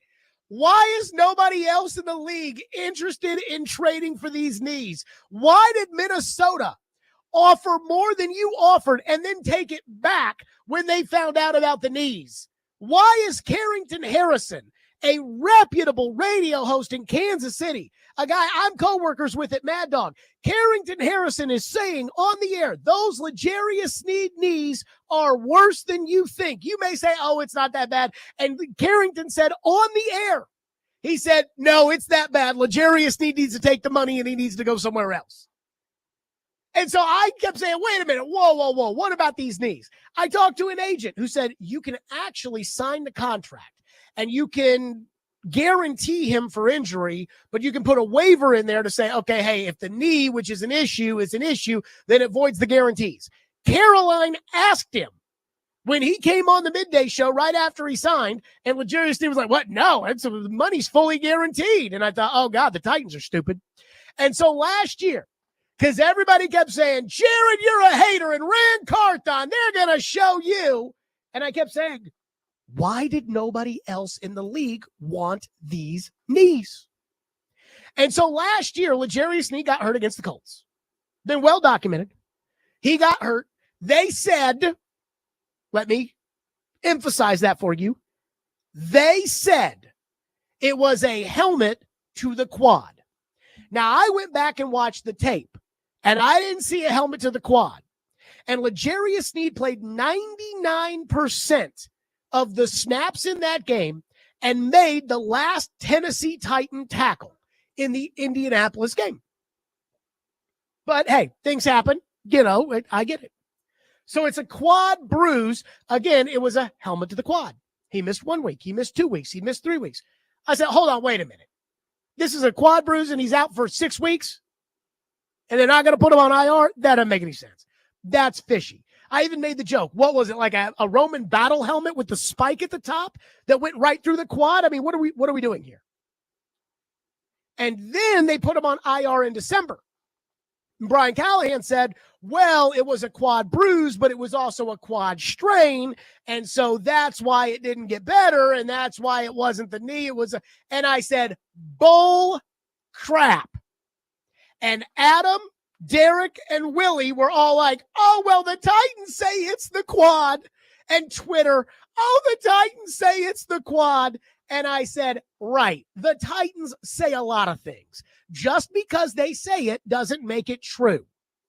So we need to understand that. I even had somebody with the Titans that was blowing my phone up saying, you're accusing the Titans of lying. That's not right. That's not. I'm like, it looks like a duck. It quacks like a duck. And I think it's a duck. I think you bought a lemon. And I was trying to tell you that it was a lemon at the time. Everybody else in the NFL was trying to tell you it was a lemon. The Chiefs, going for a three-peat, said, no, take them. It'll be okay. Go ahead, take them. Because it was a lemon. And you don't want to admit that you're really as stupid as we think. So they lied. And they said it was the quad. And then after the season, L'Jarius Sneed, who during the season basically pled the fifth when asked when he was going to get back, L'Jarius Sneed shows up in the locker room in a brace. And he says, well, I had a bone marrow injection into my quad. So I talked to a doctor who works on NFL players, including Titans players. And I said, does this track? Like, does this make any sense? In fact, I screenshotted TD's report, which is what Sneed had told TD. And I said, does this make any sense? And the doctor said, no. Said you wouldn't be in a brace if you had a bone marrow injection in the quad, a PRP injection. You wouldn't be in a brace 6 weeks after the fact. What I think the doctor said is more likely is that he had the Oates surgery, which is a knee cartilage surgery. So he probably had the Oates surgery in January or whatever, and that's why he's in the brace. And he's saying it's the quad because he doesn't want to tell people it's the knee. Because remember, Titan fans, you have nothing to worry about L'Jarius Sneed's knees. So here we are in July. That Colts game was 8 months and 2 weeks ago. So here we are in July. And finally, Mike Borgonzi says, it's a knee. And I think I'm owed an apology by everyone, but especially by Adam Vingan, Derek Mason, and Willie Donick. And you at the Titans, you know who you are. They got all bent out of shape last December when I was like, it's the knee. And they just are lying about it because they don't want to look stupid. Oh, but Jared, they said it was a quad. Even yesterday, TD reported that Sneed was going to open up on the PUP list, and he listed it as a quad, which means somebody told him it was the quad. And see, I actually like this about Mike Borgonzi. I don't think he has the patience to bullcrap the way that Rand and Chad and Brian Callahan do. I think it's more like Vrabel and J-Rob. Like he's got a bullcrap meter, and at some point he says, I can't do it anymore. And he's like, all right, fine. He gave up the charade, and he's like, I mean, the reason he's going on PUP is because of the knee. A quad. You people owe me an apology. And then freaking Easton Freeze. Somebody sent this into the text line. Easton Freeze, who I've never seen somebody that just laps up Brian Callahan the way Easton Freeze does. Says Sneed's knee hasn't ever been what's kept him out of games. It's a load management issue. The quad is what derailed him all this time. Much better historical precedent dealing with the knee than the quad. It's okay to not believe everything the Titans say. It's okay. But Jared, are you calling the Titans liars? Well, let's see. I asked John Robinson a week before the NFL draft, are you going to trade A.J. Brown on Thursday? And he said, I don't foresee that happening. As Maury Povich would say, the lie detector determined that was a lie. Mike Vrabel said he and Rand Carthon were best buddies. They brought TD into the facility. They sat down with him, and they said, hey, trust us. We're best buddies. We're locking arms. We see eye to eye. We're pumping sunshine. The lie detector determined that was a lie. Don't even get me started on Rand Carthon. They're lying. And now they're not, because Mike Borgonzi's just given up the charade. But, I mean, at this point, and I'm a big, look, I am self-aware enough to know that I am a big, I was right kind of guy. I get it. But it's not even fun anymore on the Sneed front, because for some reason, it's like you people don't want to admit it. And there's now just overwhelming evidence that the Titans made a terrible decision, led by a terrible general manager and a head coach who does not need to be making roster decisions. And I don't know where Brinker was in all of this, but he was here. I mean, Borgonzi was selling you the lemon. And everybody else in the league knew it. Everybody else knew it. And I am so thankful that Mike Borgonzi actually had the nuts today to say, yeah, it's a knee. Because if he didn't, If he didn't, I swear to you, if he came out and said, yeah, the quad, we're trying to get it right, and he's done what the doctors have said, and he's working hard here in the facility, again, can we play that cut again? Listen, Terry asked about the quad and how ridiculous it is about the quad being, he could have torn that quad off the bone 8 months and 2 days ago, and he'd be totally fine by now. Listen to the question that Terry asked, and where Borgonzi's finally like, okay, enough with the charade. You mentioned some situation, this was initially a quad bruise, and he's now been out for, all of last year and now lingering into this year. Why has that been so troublesome? I mean, he did have a cleanup on his knee in May, which set him. So, I mean, right there, he's like, all right, enough of the quad. Like, if he had said, oh, no, he's working his hardest and we expect to see him out there, I think you people would have said, see, it's a quad.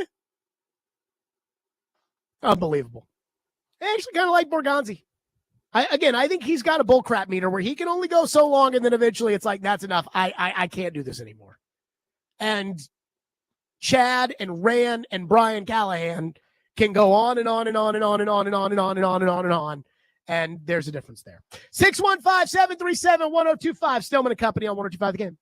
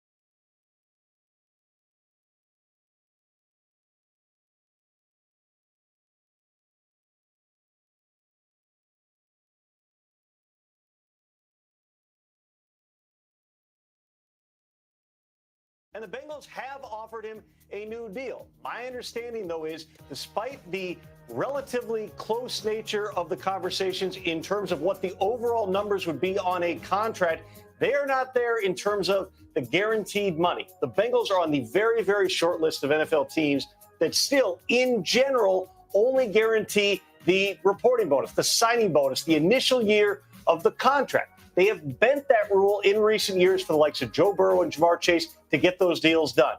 To this point, they have not been willing to do the same with Trey Hendrickson. He has made clear he wants a new multi-year commitment. Until that happens, it does appear that Trey Hendrickson is going to stay away. Okay, that was Tom Pelissero on NFL Network. And I do want to talk about this Bengals thing, like a quick little Titans breather, simply because this Bengals stuff is wild. So if you have been following, Trey Hendrickson is the NFL's leading sacker. He is an all-pro. He is the only good thing I think you can say about the Bengals' 25th ranked defense in the NFL. And Sam Hubbard, who was the other pass rusher, he retired. They drafted Shamar Stewart in the first round. He has not yet signed, and it doesn't look like he's going to sign. So the Bengals, this thing is wild. So yesterday, apparently the Bengals have a yearly team luncheon where the coaches and the coordinators and the personnel people and even the owner sit down. You know, it's all coat and tie, and they sit down and they meet with the media, and the owner spoke yesterday, and he made it sound as if he thought they were going to get a deal done with Trey Hendrickson. Now, on the Shamar Stewart front, they said that the agent is in the wrong, and all the Bengal media people and all the Bengals fans on Twitter lapped it up. And I know this, and I don't understand why, but apparently my For You Twitter algorithm gives me a lot of Bengals news. Maybe it has something to do with what I said about Joe Burrow yesterday on the show. I don't know. But I get a lot of Bengals news apparently on my For You Twitter feed. And so I'm seeing all these Bengals fanboy bloggers being like, yeah, Shamar Stewart, he's screwing up. And the Bengals aren't doing anything wrong. And yeah, he says Trey Hendrickson, they're going to get a deal done. Then this morning happened. Trey Hendrickson didn't report, and he posted a photo of him going to Florida. So let me say this. I saw that the owner spoke yesterday. The Bengals have a reputation for being, and it is a notorious reputation of being cheap. Floyd told me, and I don't know if this is true or not, but he told me that the way it worked was if you didn't spend all the money in the salary cap, then at the end of the year, you would get the money that you didn't spend. So let's say there's $5 million under the cap you don't spend. Now it rolls over, but I guess in the old days it was, okay, here's $5 million. And that what the Bengals would do is they would say, all right, here's $1 million for you, here's $1 million for you, here's $1 million for you, and here's $1 million for you. And that was amongst the Brown family. They would split up the money and laugh and whatnot. They've pushed back on their cheap reputation. And I give them a little credit because they are paying Burrow. They did pay Jamar Chase. Now, it took them kicking and screaming to do it. They paid T. Higgins after 2 franchise tags. So they have done a little paying. But I don't buy all this stuff about, oh, we think we're going to get a deal done with Trey Hendrickson. Their fans just take it to the bank, and then all of a sudden he's in Florida.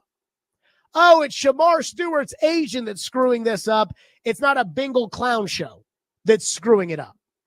Now, he did say one thing, Mike Brown said, that I actually understand and I think is kind of a big deal.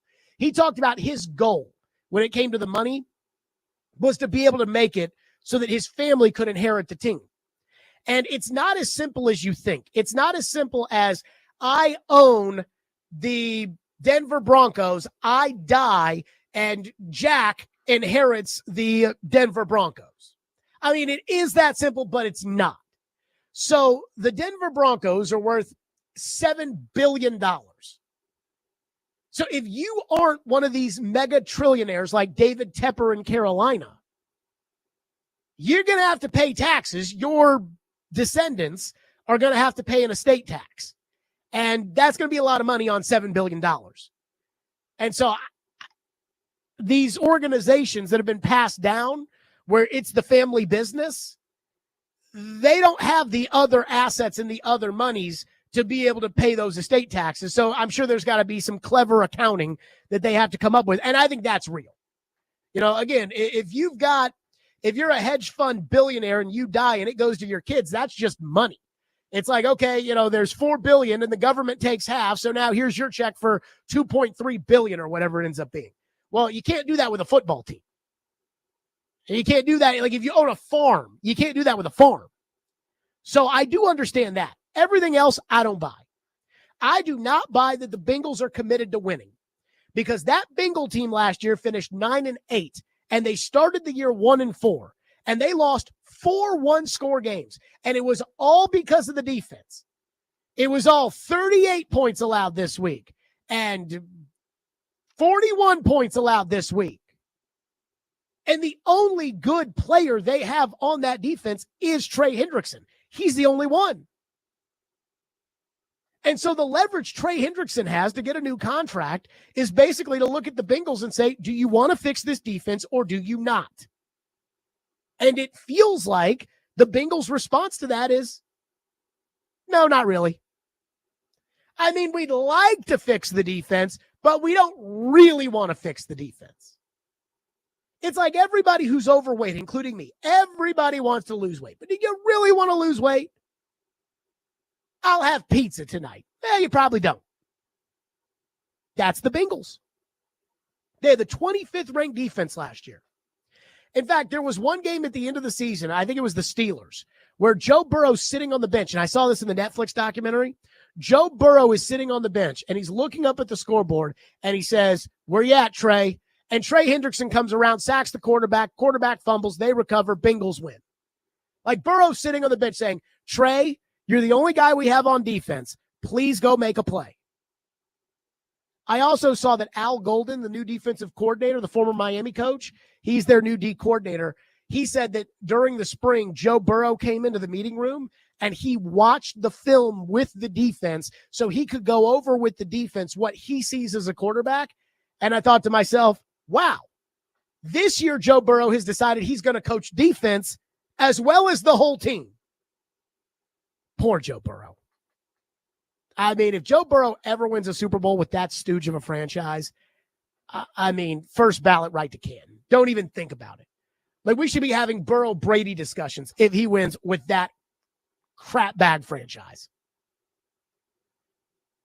Again, they're saying that the player's at fault when it comes to Shamar Stewart. And a lot of people believe that, but how can I believe that when you're also saying, oh, we're going to get a deal done with Trey Hendrickson, and then he wakes up this morning in Florida? 615-737-1025, which is our phone number. I think the Bengals are starting to become my second team. You know, when your team is as bad as the Titans are, you need a second team. And so I covered the Patriots during the Munchak Wisenhunt era, so they became my second team up there in New England. You know, when I was up in New Hampshire, I'm not a Patriot guy anymore. So I think I need a second team. I think it's Burrow. 615-737-1025, which is our phone number, 615-737-1025. So there's something I walked away from the Titans press conference today, Brinker and Borgonzi, that I do feel like I'm on the same page with them, except for when it gets to the number one way to fix the problem. We'll get to that coming up next here on the program. 615-737-1025 here on Stillman and Company. And let's give something away. Be caller 5 right now at 615-737-1025, and you'll win a pair of tickets to see Live with Collective Soul at First Bank Amphitheater on Sunday, August 10th. Good luck there. And tune into ESPN 94.9 The Fan today as the Sounds take on Charlotte at First Horizon Park. Pregame begins at 6:20, and the first pitch is at 6:35. Coverage also available on the Game Nashville app and at theGameNashville.com. Sounds baseball on ESPN 94.9 The Fan, presented by Twin Peaks and by Family Leisure.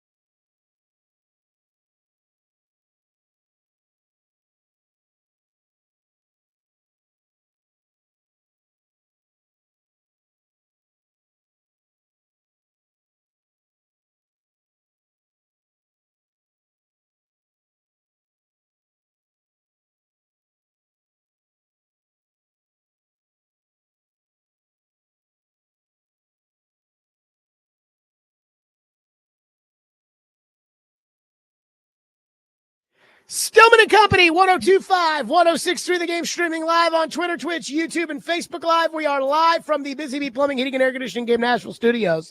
So I think for the first time in a while, I'm on the same page with the Titans brass about where this team is.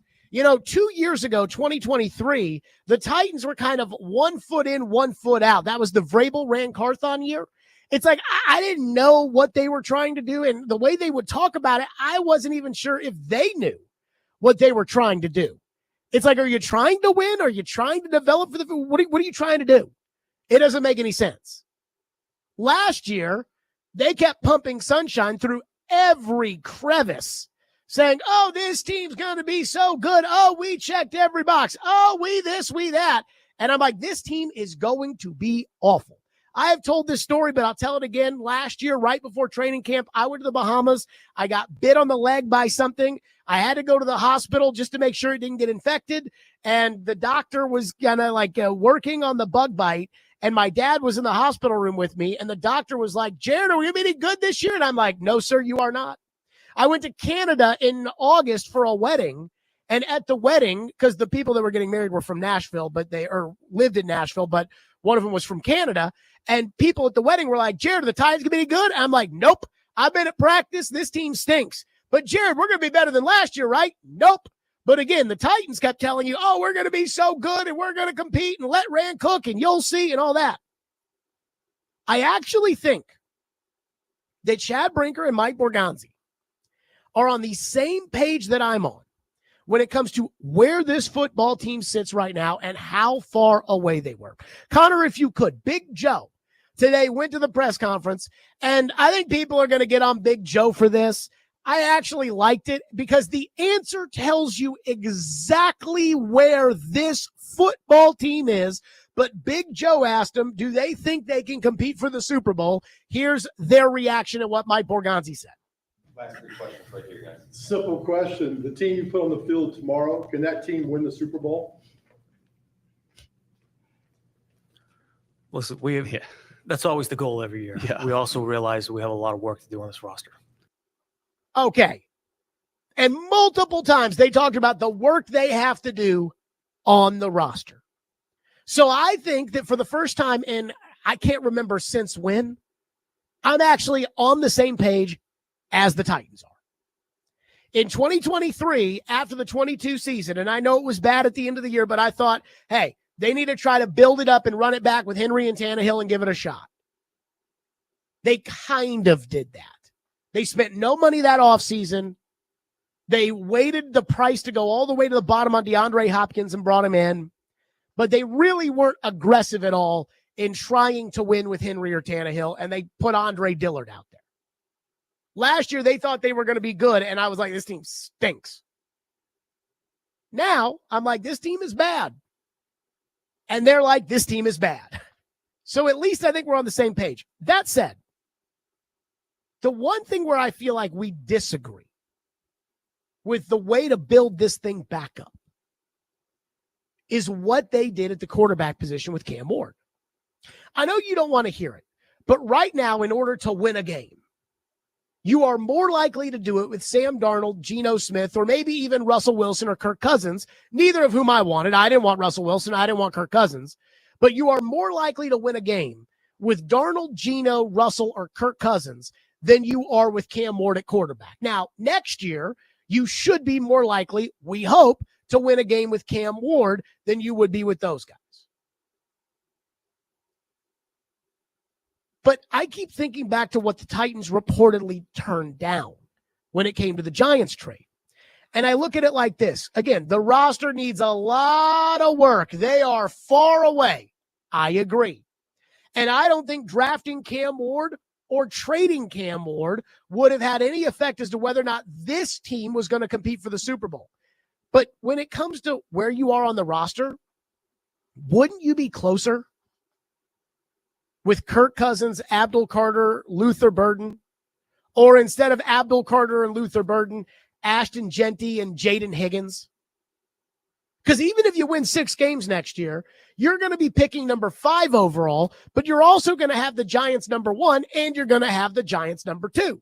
And you can look forward to that as far as building your team is concerned. I remember when we looked after the Jared Goff trade and we said, hey, this team may be bad this year, but the Rams are going to be bad. So the Titans are going to have the number 1 pick and they're going to have the number 4 pick.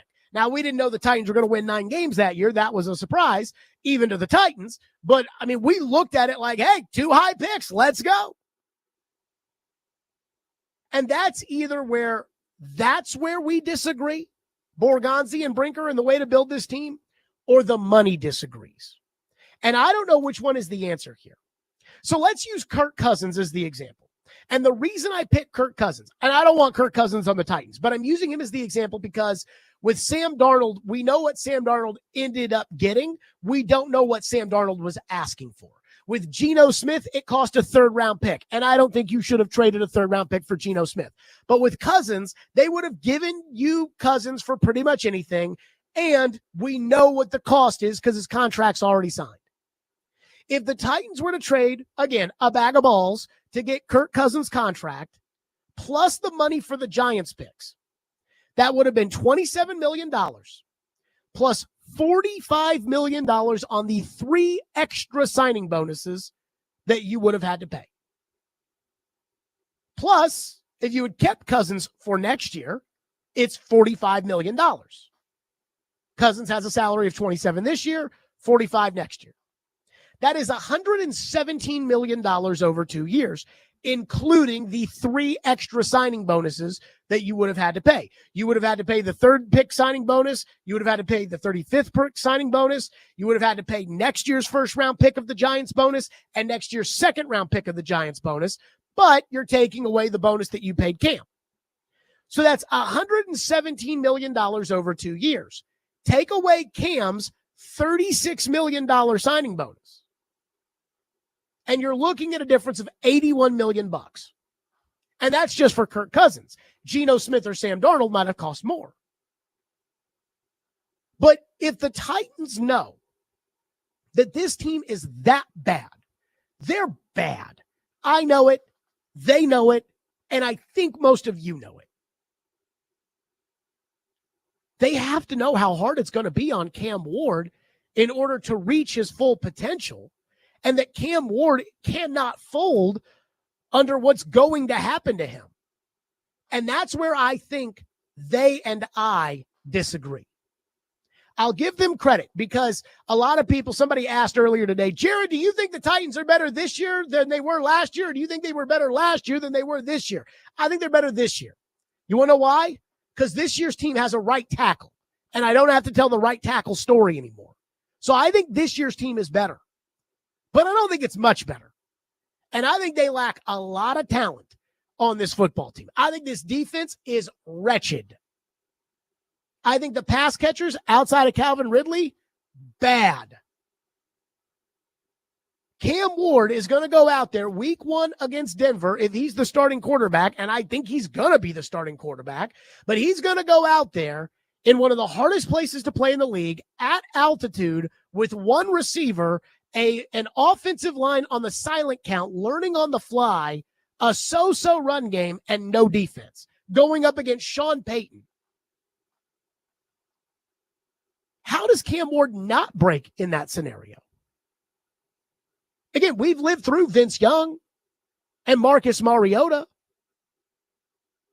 And everything is a prospect that Cam Ward is, Vince Young and Mariota were, and more. Again, the gurus tell us J.J. McCarthy had a higher grade than Cam Ward did coming out. You think all these guys that failed, they failed because they suck. But how often is it that the organization failed them? What do you think is more likely? That Sam Darnold and Geno Smith, who combine now for about $90 million a year in cash at quarterback, is it more likely that Sam Darnold and Geno Smith both suck so bad, or that the Jets suck? How many of these first-round quarterbacks didn't have a chance because their organizations failed them? Indianapolis drafted Anthony Richardson, and the first thing they did was get into a contract dispute with Jonathan Taylor. They should have given Jonathan Taylor whatever it would have taken to get him on the field because Jonathan Taylor is a big way to take pressure off your young quarterback. Bryce Young went to a Carolina team with no players on it and no picks around him to get any better. And you think the Titans are much smarter than all those teams? So, again, I know the decision's been made, and I think it's probably more out of the money of, well, we can draft Cam Ward and maybe he becomes our guy. And so if we draft Cam Ward, then we've got the quarterback box checked and we don't have to pay $40 million. But I'm just not sure that this team is good enough to keep Cam Ward from failing. Very few quarterbacks. Peyton Manning could do it. Joe Burrow could do it. Very few quarterbacks are actually good enough and mentally tough enough to be able to go to a crappy organization and build it up. It just doesn't work that way. Maybe Cam's that guy. I don't know. But again, the gurus tell me J.J. McCarthy was a better prospect than Cam Ward. Bo Nix might have been a better prospect than Cam Ward. And that is concerning, given just how bad this team is. And again, we played that cut from Brinker and Borgonzi. They know they're bad. 615-737-1025. We'll get to your phone. 615-737-1025. Your phones, plus, when it comes to Cam Ward at training camp and what you will hear about over the next 5-6 weeks, how are we going to react? How should we evaluate? We'll get to that next. Stillman & Company, 102.5 The Game.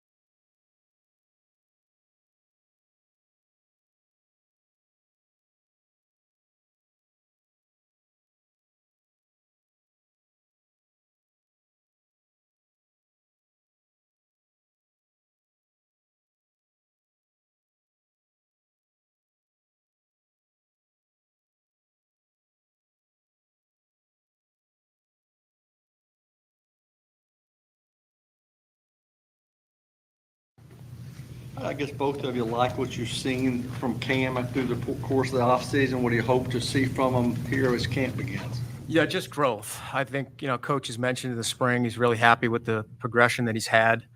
And it's just really to continue to grow the playbook, the rapport with the receivers, reading coverages, all that stuff that goes into, playing in this league at the quarterback position. So, we feel really good about the progress that he's made and where he's headed. There you go. That was Mike Borgonzi on Cam Ward. So I just have a question when it comes to Cam Ward. I will not be at practice tomorrow. I think I'm a little still under the weather for the 90-degree heat. I might be out there Thursday, probably not, probably next week. Well, when I will be out there. We hope Connor will be out there tomorrow, maybe be our eyes and ears. But regardless, there are going to be updates from camp. TD will be on the program. He'll obviously be out there at training camp. And Chase and Big Joe will be live out at training camp, so they'll see some of it and whatnot. So here's my question when it comes to Cam Ward and training camp for you people, which is, do you actually want to know how Cam Ward does, or do you only want to hear about the good things and you'll excuse every bad thing? Because I don't know how to feel about a rookie quarterback. A couple of years ago, I watched Malik Willis, and Malik Willis looked like a fish out of water. And I kept saying, like, he sucks right now. And people got so mad. He's a rookie, Jared. What do you expect? And I'm like, well, if he's the backup quarterback, then he is a Ryan Tannehill bruised pinky away from getting in the game. So that does matter how he plays. And Paul said he's doing fine. And I said, well, I didn't cover the team when Vince Young was the quarterback. Is Malik Willis ahead of Vince Young? And Paul said, yes. On the practice field as a rookie, Malik Willis was ahead of Vince Young, which could not have been true. Because I watched Malik Willis in the games as a rookie, and I watched Vince Young as a rookie, and I'm telling you right now, Vince Young was a better player than Malik Willis. Vince Young is a better player than Malik Willis right now. And Malik's gotten a lot better. But Paul was like, oh, yeah, it's the same as Vince Young. Oh, okay, well, I guess I'm not sure. I don't know exactly how to judge it. So here's what I'm going to do. I'm going to call it how I see it. I mean, again, Malik Willis was awful. And I said he was awful. And then they put him in the games, and he was awful. When it comes to Cam Ward, I'm going to see how he does. What I'm not going to do is make an excuse for every decision that he makes. Remember the last day of OTAs, he was talking about the interceptions. Well, that doesn't count. That was 7-on-7. That's not real football. No, they all count, Cam. I just think there are a lot of you out there that are only going to want to hear about the good stuff. And when something bad happens, you're going to want to say, oh, well, Mason Kinsey didn't run the route right. That's what they said. They said it wasn't. Sure. Or do you actually want a fair and accurate representation of what's happening out on the practice field? You tell me. One texter into the text line said, throwing a rookie quarterback into this team does not seem like it will be a fruitful decision.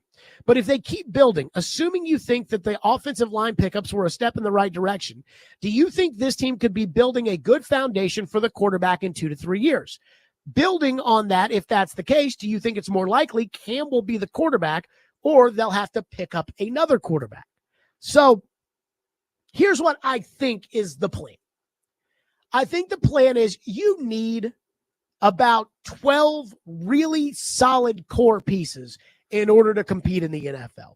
Now, Kansas City, I think, has been able to do it with less because of Mahomes and how good he is. But again, when you think of core pieces on the Chiefs, there's McDuffie, Karlaftis, Chris Jones, Travis Kelce, Patrick Mahomes, Joe Tooney was a core piece. Now he's gone. Trey Smith. Again, the Chiefs probably have about 8 or 9 core pieces, which is probably short of the 12 you need to be legit. But if you're going to be legit, you need about 12 core pieces. Right now, let's count Cam. I think the Titans have 3. Simmons, Dan Moore, and Cam. That's 3 core pieces. The hope is that Latham can be a core piece. That's 4. See, Sweat doesn't do enough for me because he doesn't sack the quarterback. He doesn't do enough. So it's hard for me to sit there and say that like a run stuffing DT is going to be a core piece to put you over the top. The hope is that like an Oladejo becomes a core piece, or a Kevin Winston becomes a core piece, or one of the rookie receivers becomes a core piece. There are guys on this team like Chigakonkwo. He's not going to be a core piece. Like if you're going to be good, it's because you're going to have a tight end who's better than Chigakonkwo.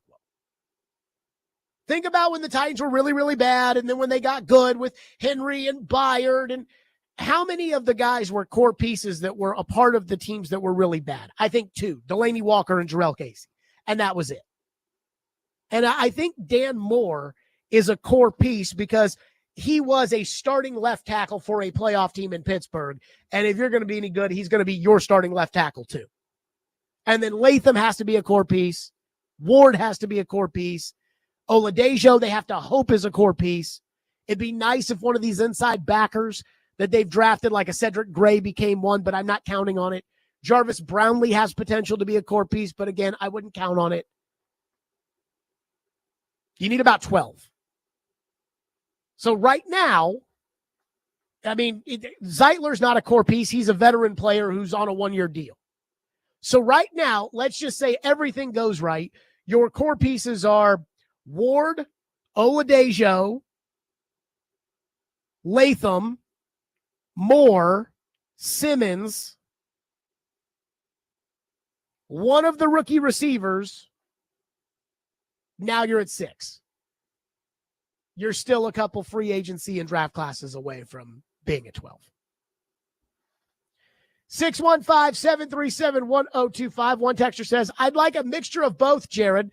Have to be optimistic, but critical when it comes to Cam Ward. He's going to make mistakes. Just have to know which of those mistakes are rookie mistakes and which mistakes are Will Levis type of mistakes. Dustin says, the way everyone's building Cam up, I want to know exactly what he does. If he's that damn good, he should show it on the field. Let me say this. Jaden Daniels did. Now, I don't think Cam's as good as Jaden Daniels, but Jaden Daniels right away showed everybody, yeah, I'm that good. Eli says, I don't want to hear anything about Cam Ward, but I want to hear great things about Treylon Burks so we can trade him for something. They're not going to trade Treylon Burks. One texter says, why would Ridley not be a core piece? So Ridley has a 4-year contract, and he's already north of 30, so he's got 3 years left, and he's north of 30. You're going to consider a 33-year-old Calvin Ridley as a core piece of the franchise for when this team gets good? I have a hard time doing that. One texter says, you're speaking highly of Dan Moore, but you know he wasn't going to start for the Steelers this year, so good luck with that. Yeah, I know. They keep drafting tackles, and yet he kept playing. You can tell me, well, he wasn't going to play. He wasn't supposed to play. Yeah, neither was Kirk Cousins. They drafted RG3. He played.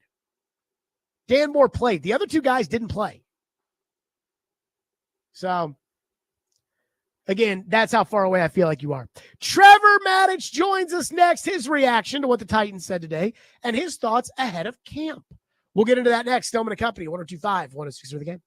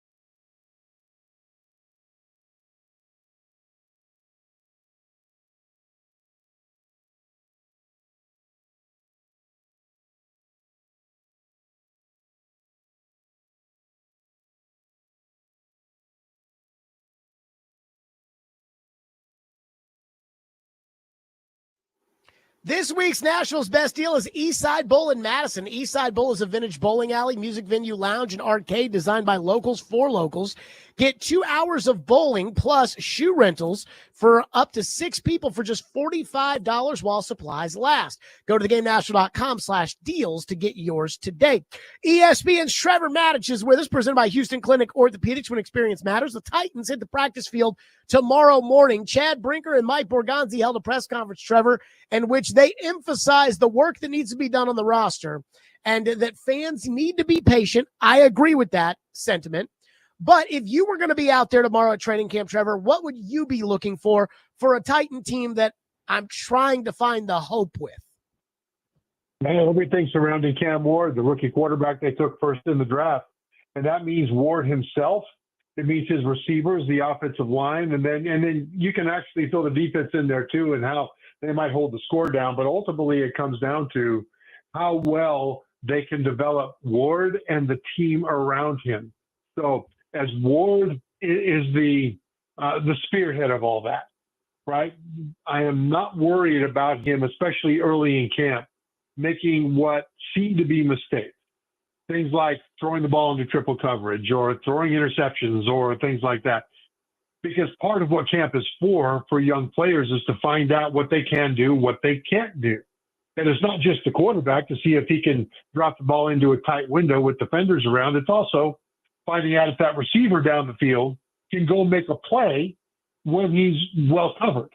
And so things like that don't concern me. Now, if he made the same mistake over and over again, that would be a problem. If he doesn't know where to throw the ball, in other words, if he drops back in the pocket and instead of throwing on rhythm, if he's looking around and patting the ball and happy feet, and then eventually he throws it, that's a problem for me. I would hate to see that. But overall, I think that it is about Cam Ward. It is about how he progresses, how he deals with mistakes and moves on from those mistakes, learning from them and not repeating them. That is the entirety of the priority of this team.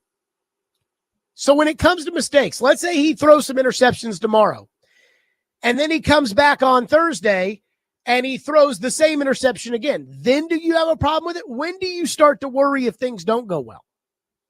Yeah, I have a problem with it only if those interceptions come when he does not throw on time. Because you get a guy like Alec Iwerman, the rookie draft choice receiver. And he made his bones in college. He's very fast. He's not a super burner, but he's very fast. But he's a tall guy with long arms who would go up when he's covered and snatch the ball away from defenders that are right there like it's a rebound in basketball. Well, that's mildly interesting in college. You got to see if he can do it in the NFL. And so they're going to throw the ball up to him. And if they do it several times and the ball gets batted away or picked off several times, as long as the ball comes out on time and it's relatively accurate, I'm not going to be upset at Cam Ward. The problem will be is if he drops back and is not on time and he throws the ball late and it gets picked off and then he does it again. And then he drops back and he's late with the ball because he's not quite sure where to throw it. And then he scrambles around and then he throws it and it's intercepted. I'm upset about that. But I'm not upset if it's drop, set, throw, accurate to where the receiver is, regardless of the defenders around, because they've got to see if those receivers can make those plays as well. Trevor, what do you make of Will Levis? So he plays last year. He injures his shoulder against the Dolphins. He takes a shot that night to go back in the game, but the coaches say, no, you're okay. He plays the next week against Indianapolis. After the game, says his shoulder's still bothering him, takes 3 weeks off, comes back, stinks, gets benched. They draft Cam Ward. He goes out to California with Jordan Palmer, throws during the offseason. He comes back for OTAs, throws during OTAs, throws during minicamp, and then on the eve of training camp decides to get shoulder surgery. What do you make of that? The reporting was the Titans understood the decision but were not happy with it. What do you make of Levis, and do you think this is a situation of a guy who, if I'm not going to be the starting quarterback and I'm not going to be the backup quarterback, because I think he would have been competing with Brandon Allen, if I'm not for sure going to be the backup quarterback, then I'm just going to have my surgery and go on. What do you make of it? Jared, the timing is weird, isn't it? You would think that this was a problem that lingered for him during the regular season last year. And you would think that if it were a problem, they would have surgery on it right after the season. Now, I get it that players want to avoid surgery if they can. Sometimes doctors say that the injury will respond or should respond to time and rest and rehab and things like that, and you might not need to have surgery. I get that part of it. But as the offseason wore along, I would think that he would have decided that, okay, this thing's not getting better unless he re-injured it out there with Jordan Palmer, which we don't have any information about that. But if he were trying to stick it to the team, or if he were trying to check out on the 2025 season, I think he would have done it right after the draft. I think right after the draft, when they took Cam Ward at number 1, he would have seen not just the writing on the wall, but the massive billboard in his living room. And he would have said, okay, fine. I want to make sure that my shoulder is great going forward, and I'm just going to do it now so I can get back to be healthy sooner rather than later. So I don't think that he was trying to stick it to the Titans. But I do think that, like all players, he may be thinking that he played hurt last year. It caused his performance to suffer in certain ways, and he didn't get any credit for being tough and taking one for the team by playing injured. And if I'm not going to get credit for it, if I'm not going to be taken care of when I do that and make it worse, then I'm just going to do what I need to do for me.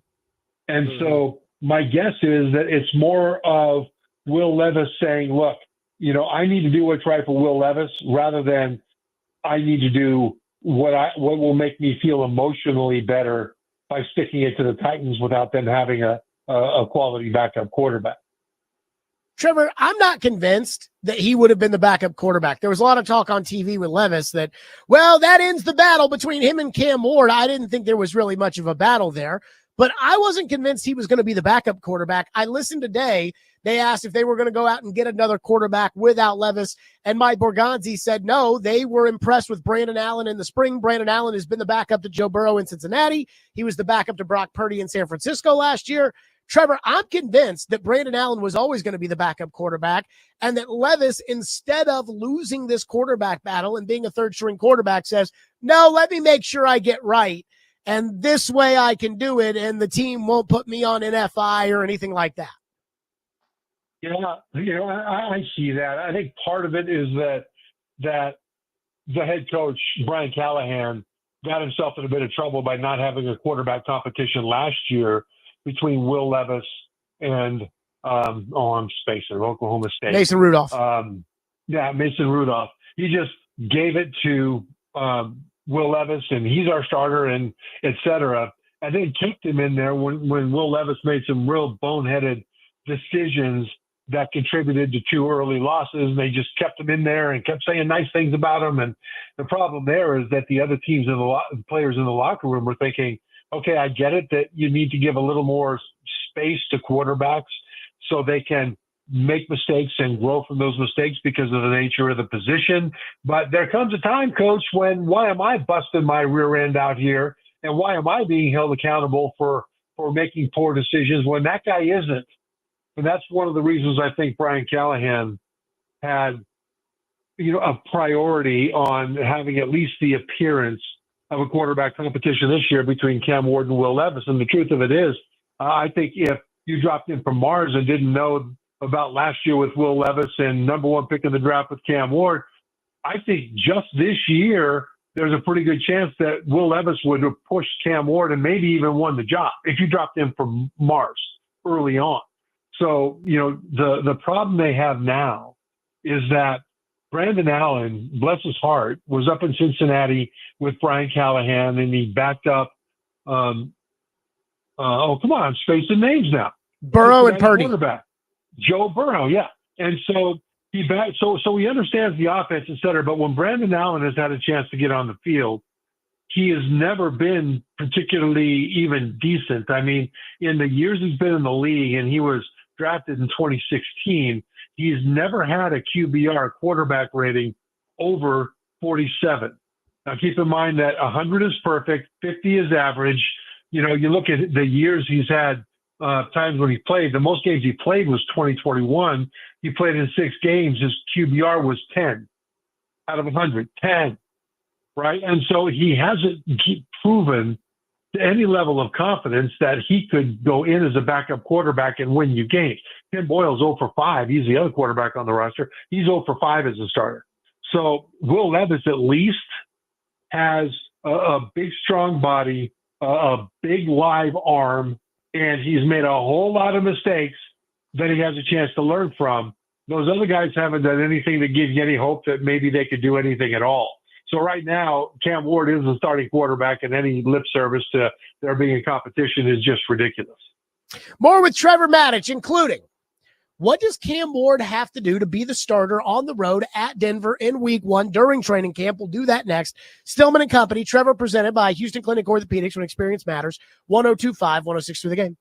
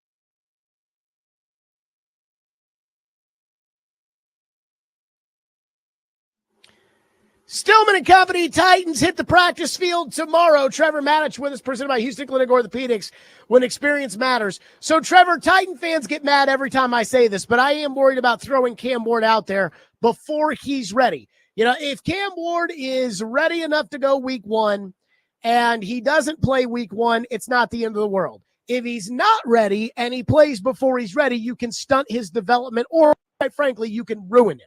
And we've seen the Titans ruin quarterbacks in the past. So I ask this of you. If you were the coach of the Titans and you know how tough Denver is with the altitude, you know how loud it is there. They have a top 10 defense, the reigning defensive player of the year, all pros. Week 2 is Jared Verse and Braden Fisk with the LA Rams. Very, very good team. What would you need to see from Cam Ward in camp and in the preseason to say, okay, I feel comfortable putting him in an NFL game as the starting quarterback and living and dying with him week 1 against Denver?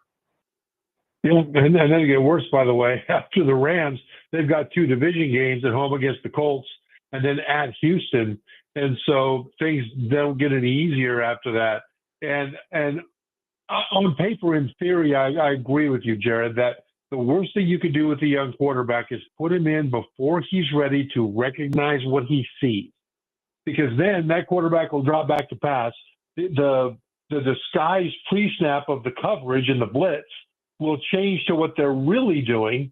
And then he stands back in the pocket and he's trying to figure out what's going on. And he doesn't want to throw to a spot because he's not sure what the coverage is going to be. And so he waits till he sees an open receiver. And now it's too late. And now he's scrambling and trying to keep a play alive. And that's when mistakes happen. And that's when quarterbacks get hit. And that's when you lose your confidence. And the worst thing you can do is put him in a position to lose his confidence because he doesn't know what he sees and then starts developing bad habits to at least try to make something happen. Because he will have to unlearn those bad habits in order to replace them with good habits, which is to say, at the snap, he recognizes when the disguise gives way to the actual defensive look, and then he knows where to throw the ball to the spot on what time and what footwork, and he drops into that spot before the receiver is open, because by the time the ball gets there, the receiver will get there, and that's the way it's designed. Well, that's what he needs to be able to do in order to play. And if he can't do that, then they're almost better off letting Brandon Allen go in and start and putting Cam Ward in for a series or 2 and then pulling him out so that he can kind of get his feet wet and prove that he's worthy of more play.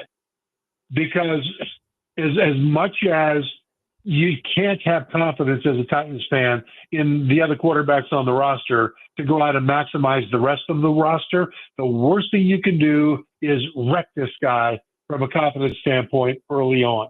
And so what he needs to be able to do, what Cam Ward needs to be able to do to be the starter against Denver, is show in the preseason that in preseason game, which is as close to NFL game speed as you're going to get before you actually get into the regular season, he is able to drop, set, throw to a spot. Now, keep in mind that preseason games, defenses aren't showing all their stuff. It's relatively simple coverages because, number one, they don't want to give away what they're doing. But the other thing is, in preseason games, NFL defenses want to know which of their guys can cover and which can't. Which of their guys can rush the passer and which can't. So you don't want to give guys a whole bunch of help as an NFL defensive coach in the preseason. You're going to give them help in the regular season. But in the preseason, you just got to know what they can and cannot do. And if Cam Ward can't throw to a spot on time in the preseason games with that kind of a defense in front of them, then the Titans have got to be very careful about throwing him out there against Denver on that first snap. Trevor, I do want to get your thoughts as far as the college football playoff is concerned. So Tony Petitti today kicked off Big Ten Media Day. So the way I understand it is this. The Big Ten is desperate for 4 automatic qualifiers. I think I've explained to you why. You know, I think it's obvious that CBS and NBC signed bad TV deals. He's going to try to get these automatic qualifiers to allow play-in games so we can give one to CBS and he can give one to NBC. 3 plays 6, 4 plays 5. Winner goes to the playoff. And he's desperate for that. Meanwhile, Greg Sankey last week was, I think, very staunch in saying he has no interest in that, and that the MOU that was signed by the Big Ten says if we can't come to an agreement, then we'll stay with things the way they are, and it'll be a 12-team playoff, and it'll be like it is now, 5+7. Sankey says he's fine with the 5 automatic qualifiers, but he's not interested in automatically qualifying anybody else. How's this going to end? This is going to end with 16 teams, and the Big Ten is going to jump on board. Whether or not they'll have their 4 automatic qualifiers, I don't know. I know there is some, not pressure, but there's some desire in the SEC for automatic qualifiers. I mean, Eli Drinkwitz, the Missouri head coach, wants that to was go stupid, 4 Trevor. automatic- Come on now. No, but what he wanted to do is 4 for the Big Ten, 4 for the SEC, 3 each for the Big 12 and the ACC, which would leave it a 16-game field, the highest-ranked Group of 5 champion, and one other one, which will probably end up being Notre Dame, one at large. But he wants to take the committee completely out of it. He wants no committee at all. And here's why I think the Big Ten wanting 4 automatic qualifiers is not nearly as crazy as a lot of people think. It is because it allows incentive to schedule top-flight non-conference games. In other words, Ohio State and Texas, they're playing this year. That's fantastic. SEC against Big Ten, 2 teams that are picked to win their own conferences. It's a great matchup for college football fans. But here's the problem. One of them is going to lose that game. And if they go on and lose another, say, 3 conference games, they might be out of the top 16. They'll just be gone. Whereas if they didn't schedule each other, the loser of that game would have scheduled a much easier game, scheduled the win, and now they still got 3 losses. They'll still be in the top 16, and there you go. And this is with the top teams. When you get other teams that are kind of one tier below, they have no incentive at all to schedule a tough non-conference schedule, because if they lose 1 or 2 of those, then they lose a couple of conference games, and they're out of the top 16 again. This way, by having 4 automatic qualifiers, you can schedule non-conference opponents that'll give really good games to college football fans and give opportunity for those players to play non-conference games they never would have had a chance to play. And still, if they come in the top 4 of the Big Ten standings, regardless of non-conference results, they still can make that 16-team playoff. And so I think that makes a ton of sense by the Big Ten to preserve the best possible non-conference scheduling, not just for the Ohio States, but for the Indianas and the Nebraskas of the world, because they're going to make it anyway, even if their non-conference schedule doesn't go well, as long as they're in the top 4 of the Big Ten. And I can see that as being positive for college football fans. What is wrong with you? Trevor Maddich, our guest here on the program. So I do ask this question, last one for you. A couple of years ago, Greg Sankey wanted to expand the playoff, and the rest of college football said no. And the Big Ten and the ACC and the Pac-12 formed an alliance, and then the Big Ten stabbed the Pac-12 in the back. The trick up the sleeve, the ace up the sleeve that Greg Sankey had was going and getting Texas and Oklahoma. Is there an ace up the Big Ten sleeve, or is this, to your point, a losing argument, and eventually it'll go to 16 teams, 5+11, and they'll just sign the paperwork begrudgingly?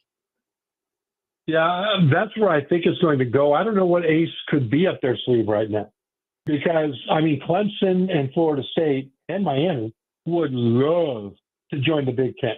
And I think the Big Ten would love to get into that region of the country, but I just don't see it happening in the foreseeable future because of grant of rights contracts with the ACC.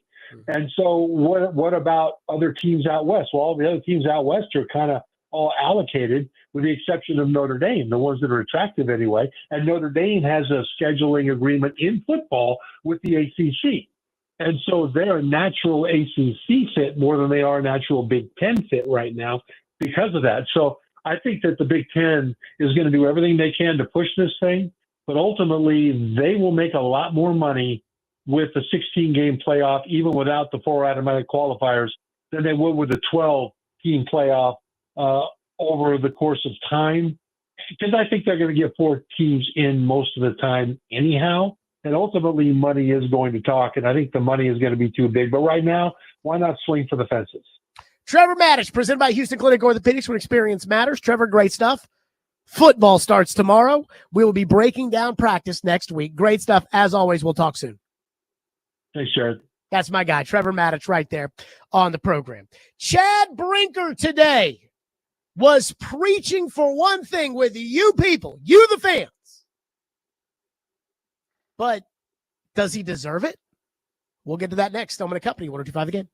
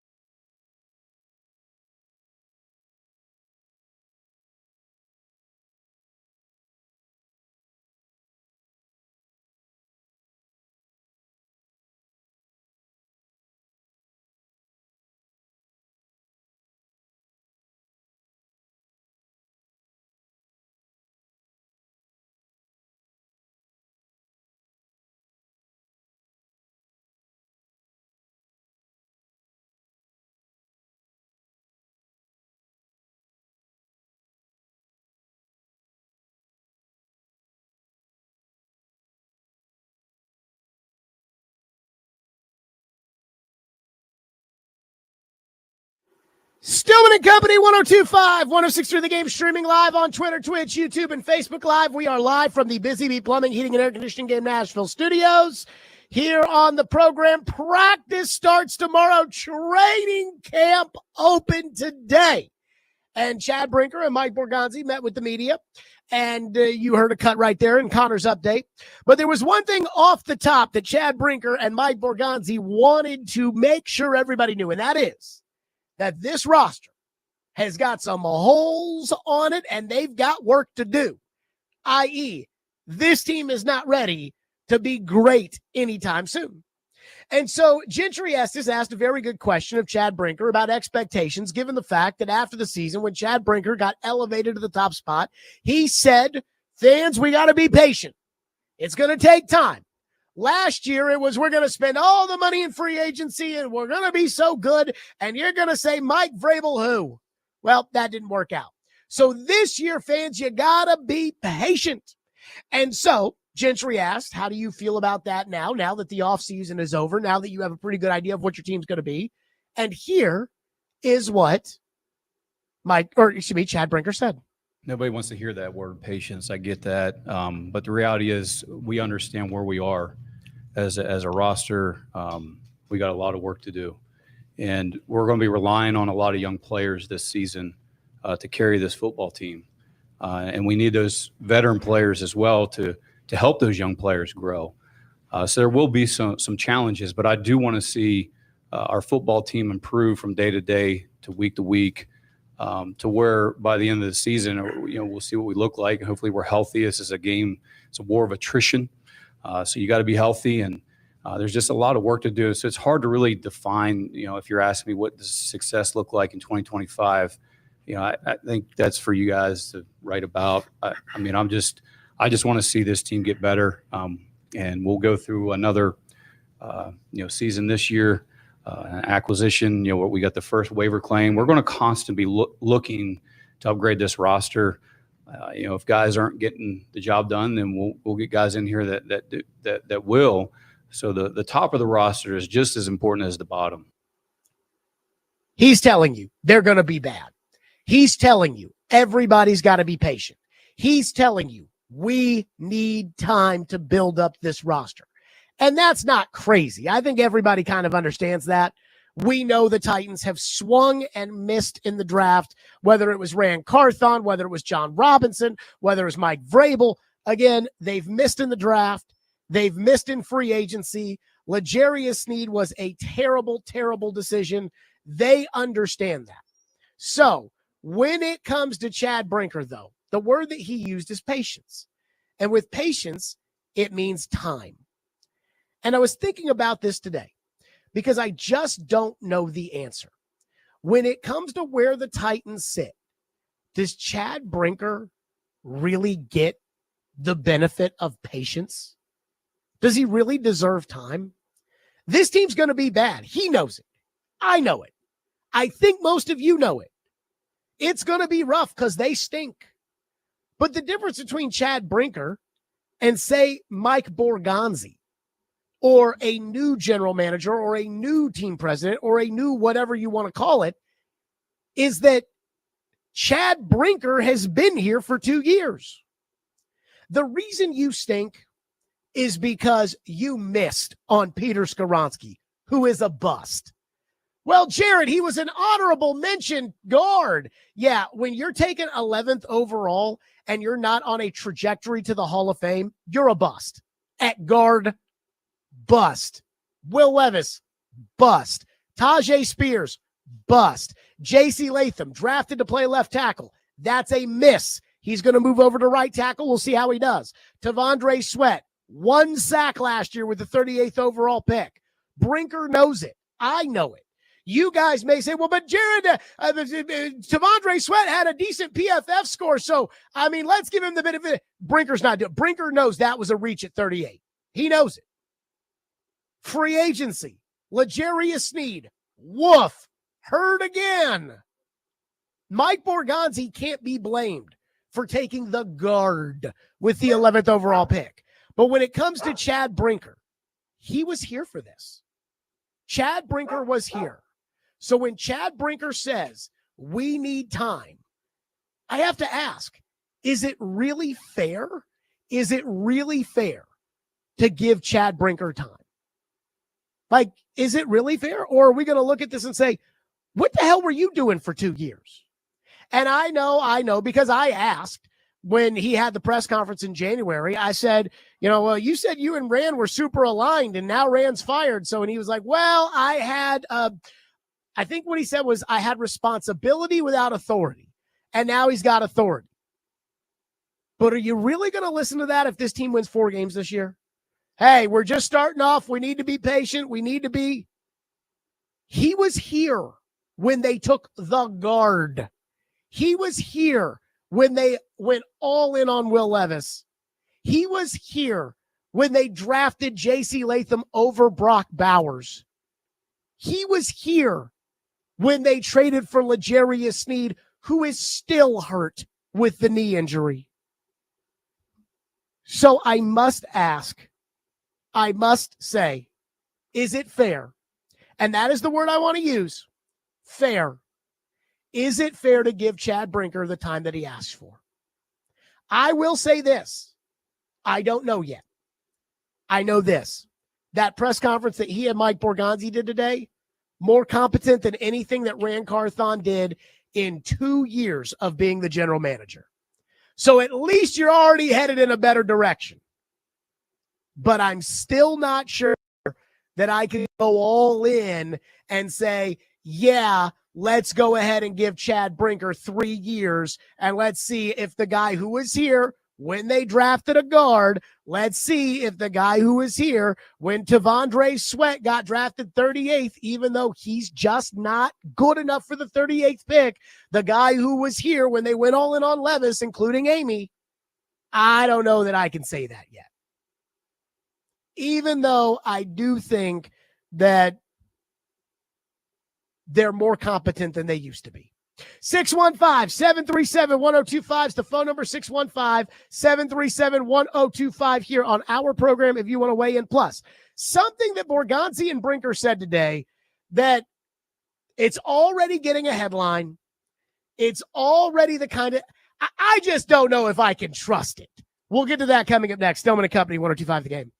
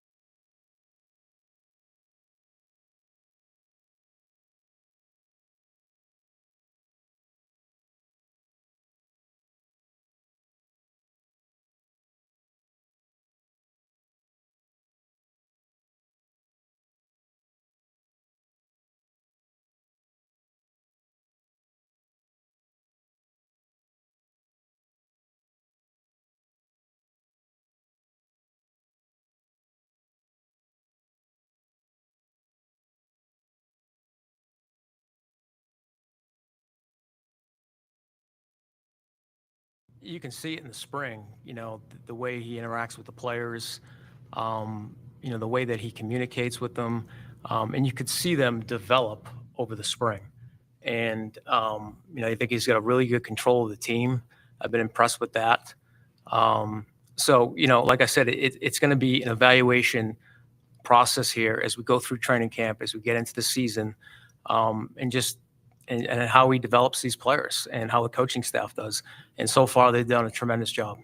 And I'll just add there, TD, I want Brian or Mike to speak on it because, this is the first time he's had an opportunity to work with Brian. And I think he's been really impressed with Brian and just how smart he is. And he's a good football coach. And I know personally, I've seen him grow from year one to year two, like anybody would, whether it's a new GM or a new head coach or any position in your organization.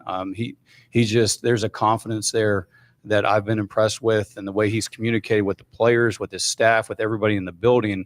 I've seen tremendous growth in Brian. We believe in Brian. I think he's done a really good job heading this offseason. But obviously, as we head into the season, we got to get these players. Development is a big part of our program. We've been preaching draft and develop, and that's not going away. We need to have coaches who are just the best teachers that we can possibly find that can help these players, reach their potential. So by year three of a rookie deal, we know what we're dealing with. Is this a guy that we can really build a future around, or do we have to replace it, with another younger player or somebody else?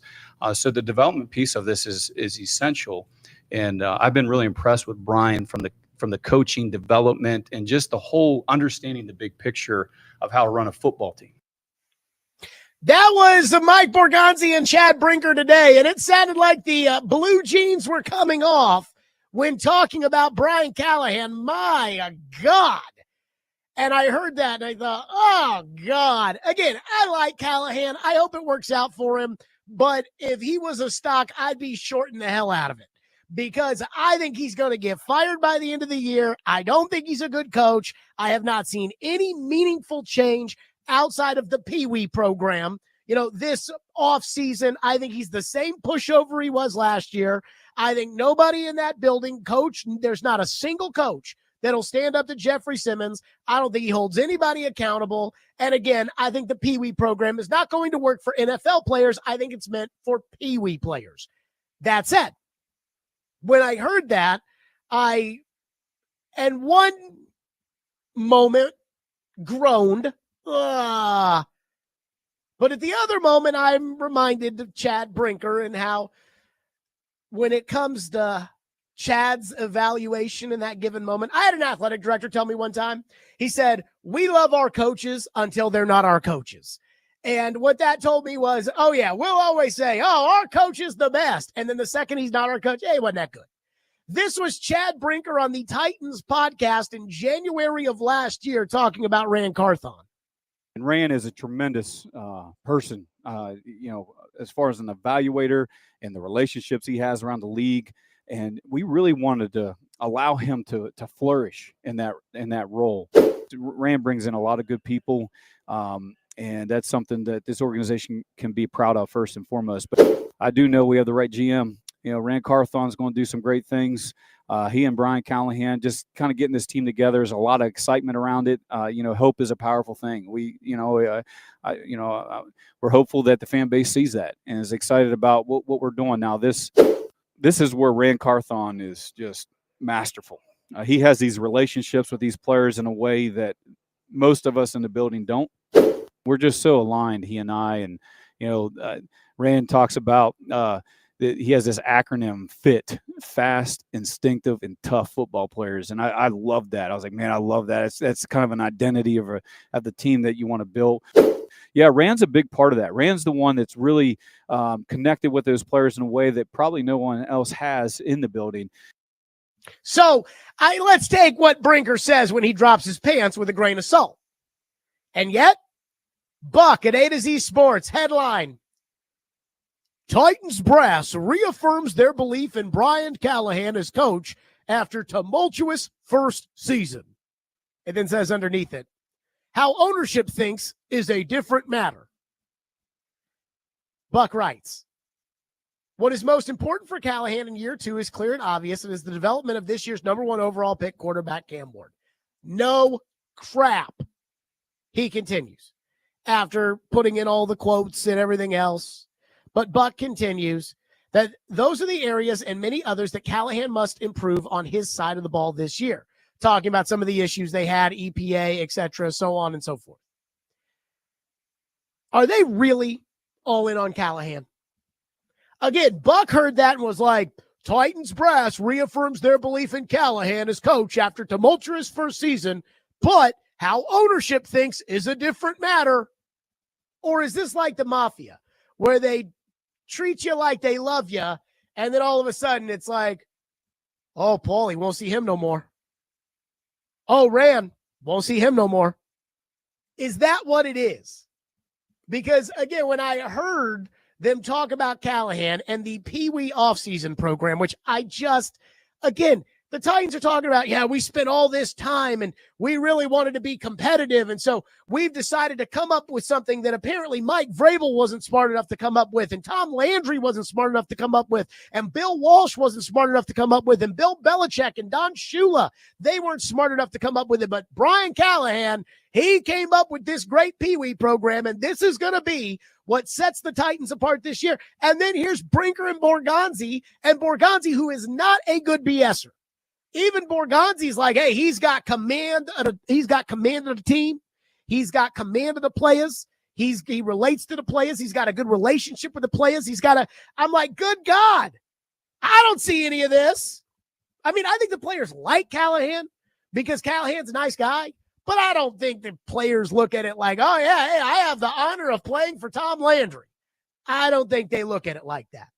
Like the way Dan Reeves and Mike Ditka talk about Tom Landry, I don't think that that's what you're going to get when somebody on this Titans team becomes a coach one day, if that is in fact what happens. And I do agree with how ownership thinks is a different matter. Here's the thing that's tough about Titans ownership. They love Brinker today. That doesn't mean they're going to love him tomorrow. And there's nothing as far as merit is concerned that proves that it matters when it comes to what Amy and ownership believes of a coach or a general manager. I had no sympathy for Ken Wisenhunt when he got fired. He was 3-20. He had to go. But when Mike Mularkey takes over the worst team in the NFL and wins a playoff game in year 2 and still gets fired, then I have to say, so what is it that you base these decisions on? When John Robinson wins 2 straight division titles, makes the playoffs 4 out of 5 years, and is in the driver's seat to win a 3rd straight division, and he gets fired, I have to wonder, so what's the criteria for deciding whether or not anybody's any good here? And when Chad Brinker gets promoted, and Rand Carthon gets fired, even though Chad Brinker was here for the guard taken 11th and J.C. Latham over Brock Bowers and the Will Levis infatuation and everything else. It's like, so did you actually do something that makes them think that you know what you're doing? Or is this the same as when they decided that Rand knew what he was doing over Mike Vrabel? And I don't think anybody really knows. I don't think anybody really knows. Again, I think this is like the Mafia. And one day you are a capo regime. And the next day, we'll see him no more. 615-737-1025, which is our phone number, 615-737-1025. Phone line driven by WilsonCountyHonda.com. Gunner says, is it a good thing to let Brinker learn? Fail, learn, fail. Learn, succeed, rather than axe his ass and redo it all over again. I don't know. Apparently, John Robinson wasn't allowed to fail, even though he won 61% of his games. Mike Mularkey wasn't allowed to fail. He had the audacity to lose a playoff game to Tom Brady. Again, that's why I can't figure it out. Like, I can't figure it out when it comes to what's the criteria for firing a coach. Andy, very, very upset, says, Jared, shut up. You're, Y-O-U-R, you're a total traitor. And then spelled traitor like a day trader. I think he meant traitor. That said, let me ask this question.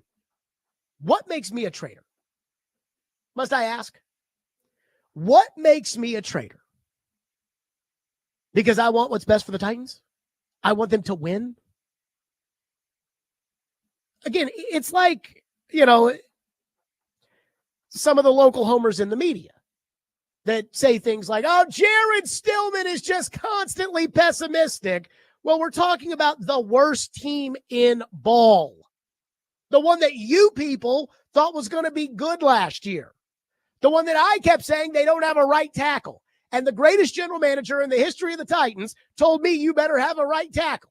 And they said, well, yeah, that doesn't matter. Well, okay, you're right. Yeah, he doesn't know what he's talking about. That's like today. We had a caller call in about the Pee Wee program. And the caller was defending the Brian Callahan Pee Wee program. And the caller was saying, these pro athletes are so competitive. They are wired differently. This competition system that Brian Callahan put in is so good. And so I said, who's the best general manager in the history of the Titans? Caller said, Floyd Reese. I said, okay. Floyd told me players listen to two things: money and playing time. It is the only currency that they believe in, and it is universal. Well, but Jared, Michael Jordan was competitive. He was, You're right. The Callahan Pee Wee program, that knows more than Floyd Reese. Give me a break. Traitor. Again, I want the Titans to be good. I don't know if that'll be the case with Callahan coaching them with the Pee Wee program, but that's just me. 615-737-1025, more of your phones. Plus, I do have a little checklist for tomorrow's practice that I do want to get to. So we'll get through all that. Stillman and Company, 1025, 106 The Game.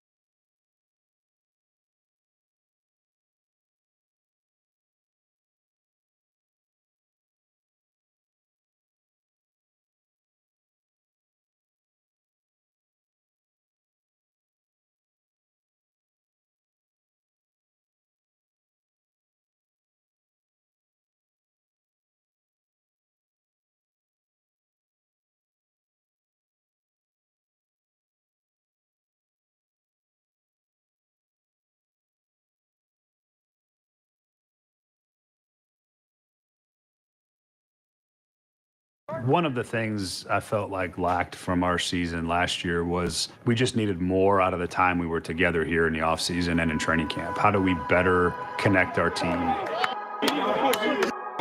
I showed a clip to our team, Steve Kerr talking about what wins in his experiences is you obviously have to have good players, but the joy and competition are the two things that he's always talked about. Nice ball. Almost there, Hook. Right on it. You're right, 100.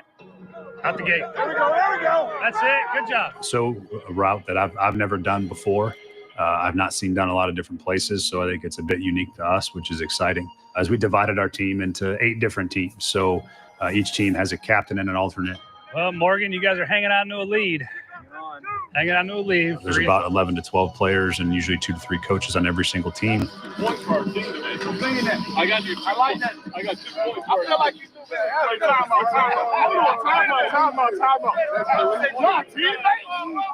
We'll have an off-season winner, team total, and then we'll have a training camp winner with a team total. And so we compete at everything. There you go, the Pee Wee program. Brian Callahan bringing it back to practice tomorrow. Connor Newt will be attending practice for us. Connor, you will be the eyes and the ears. Yes, sir. I'll do my I was best. actually just reading up the new media policy the Titans have. It's really the same media policy, but it's just on much nicer stationery. And I was reading up the, so you got to be careful about the rules, Connor. I'm a rule follower, so we'll be all right. Just tell me what happens at practice. That's all I need to know. Who looks good, who looks bad, who stinks it up. And the one-on-ones, I know people want to see receivers and corners and things like that. Those don't mean anything. What matters to me is the big boys on the defense versus the big boys on the offense. That matters. Meat and so potatoes. Here's my little practice checklist, if I may. Number 1, does Brian Callahan cut out the nonsense?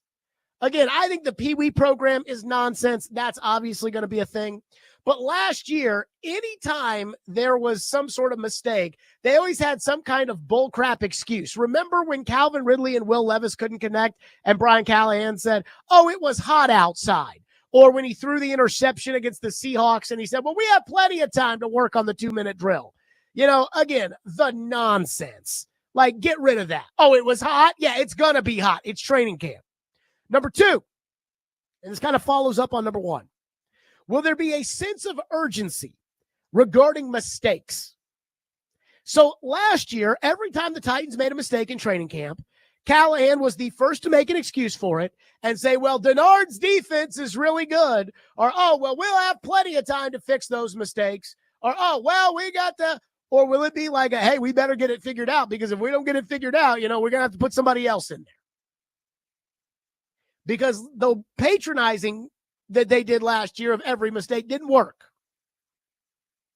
Again, remember Corey Curtis on the field during the last preseason game against the Saints when he said going into training camp, the right side of the offensive line, raiding some PT, was something that they hoped could be good.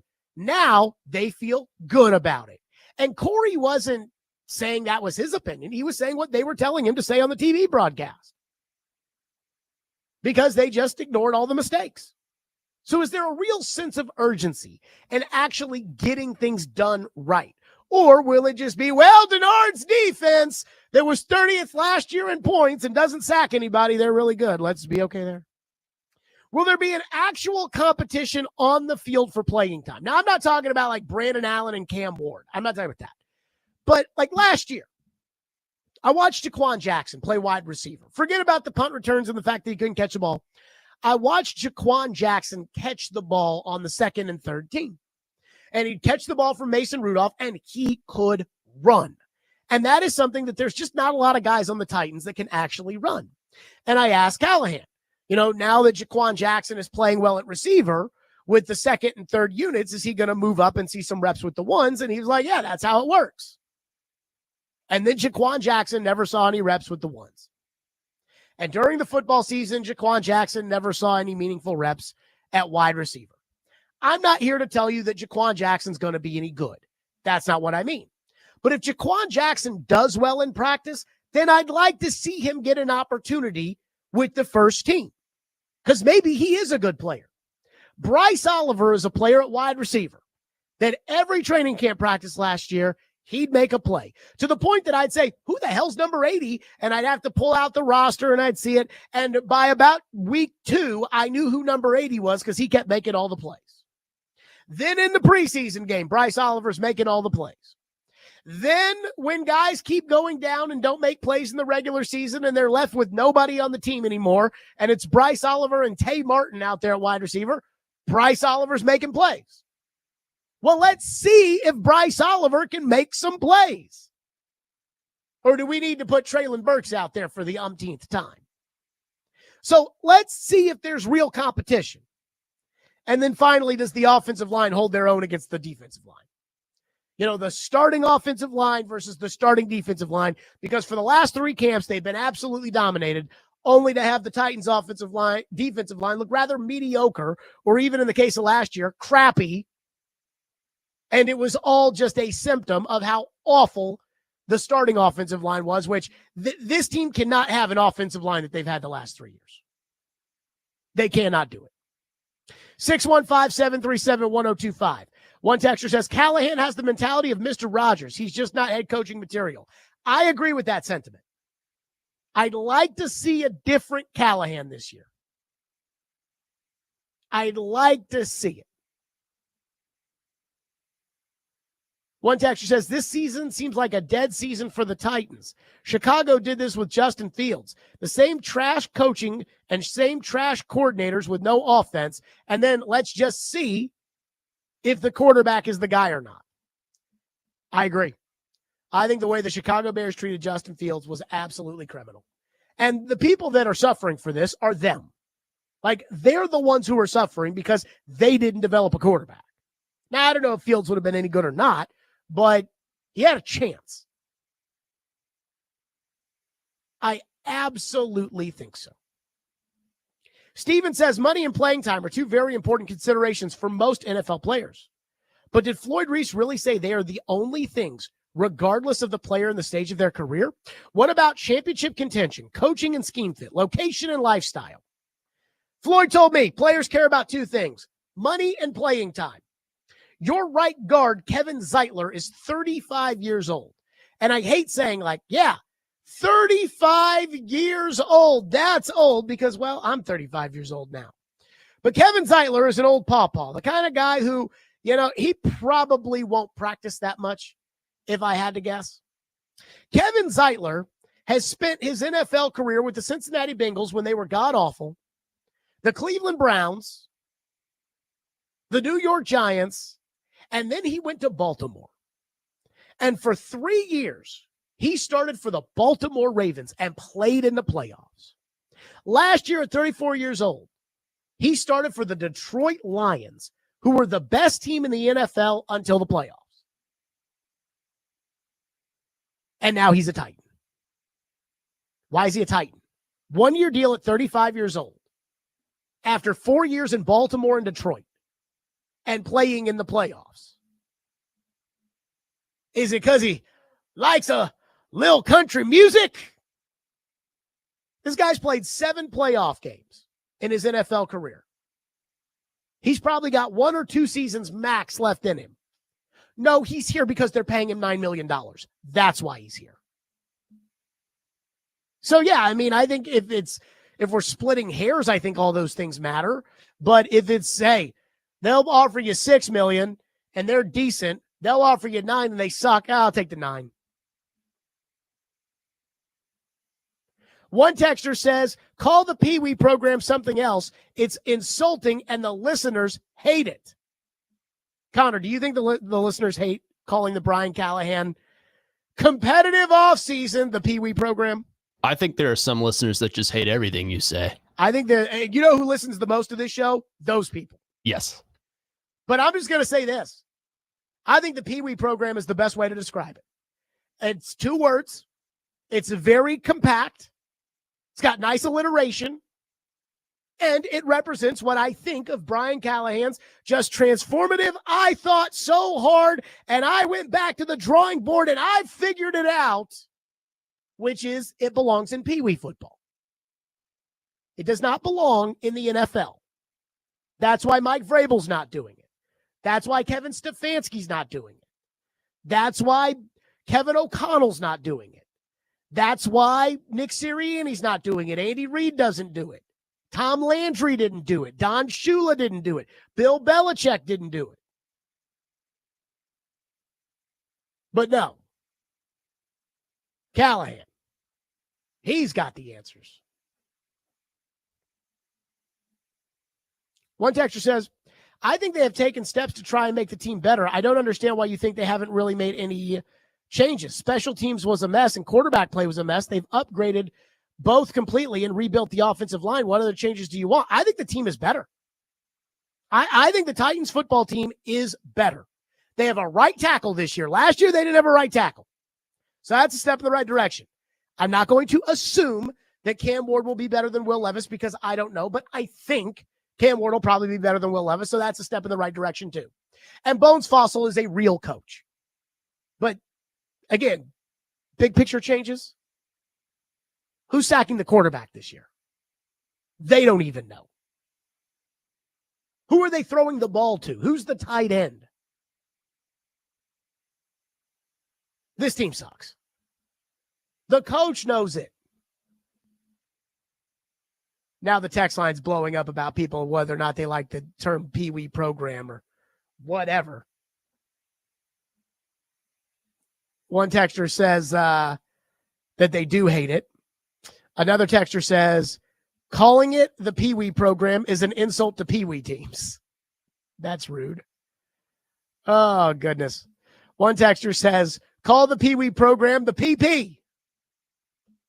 I don't think we're going to do that. I think we're just going to stick with Pee-wee program. Dre says the Pee-wee program is exactly what it is. One texter doesn't like it. He says, you don't know what these coaches are doing. I have a pretty good idea. When Denard Wilson gets up there and is asked about why Arden Key doesn't sack the quarterback, and he says, once we start heating up, Arden will start heating up.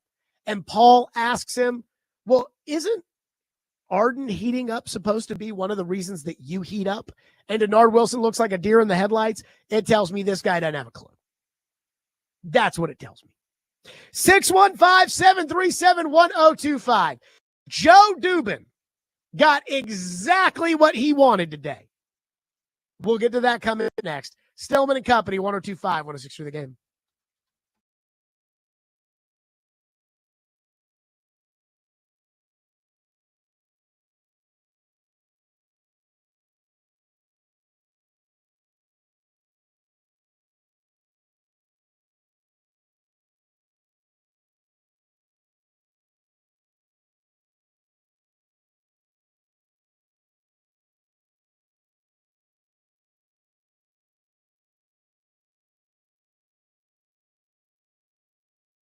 Let's talk Hiller Plumbing, Heating, Cooling, and Electrical. I love Hiller. They take great care of my home.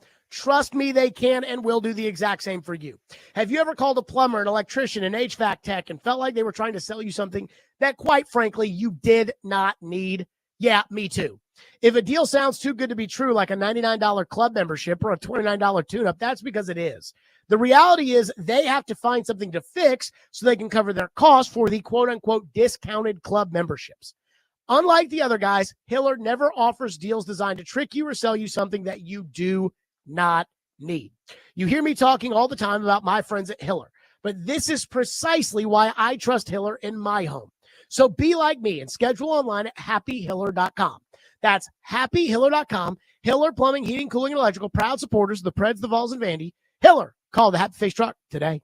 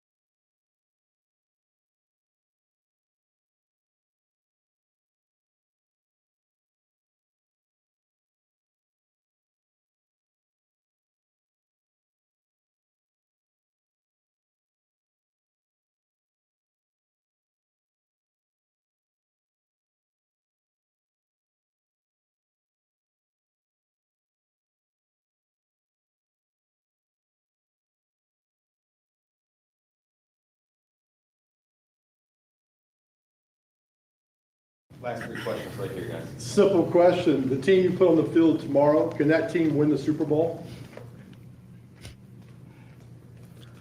Listen, that's always the goal every year. Yeah. We also realize we have a lot of work to do on this roster.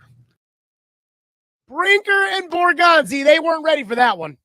Big Joe today, which is actually funny because Big Joe started off the Chase and Big Joe program today saying, I'm going to go to the press conference today and I'm going to ask it. Titans PR, were they not listening? You need to be listening to what's being said. You can prepare the coach and the general manager and the president of football operations for questions like that when Big Joe says he's going to ask it, but hey, that's their business. And it has gone viral, which I also think is kind of funny in and of itself. I think that's what Joe wanted. I just being honest, I think Joe wanted that where Brinker cracks a big smile and Borgonzi's sitting there like, well, that's the goal, but But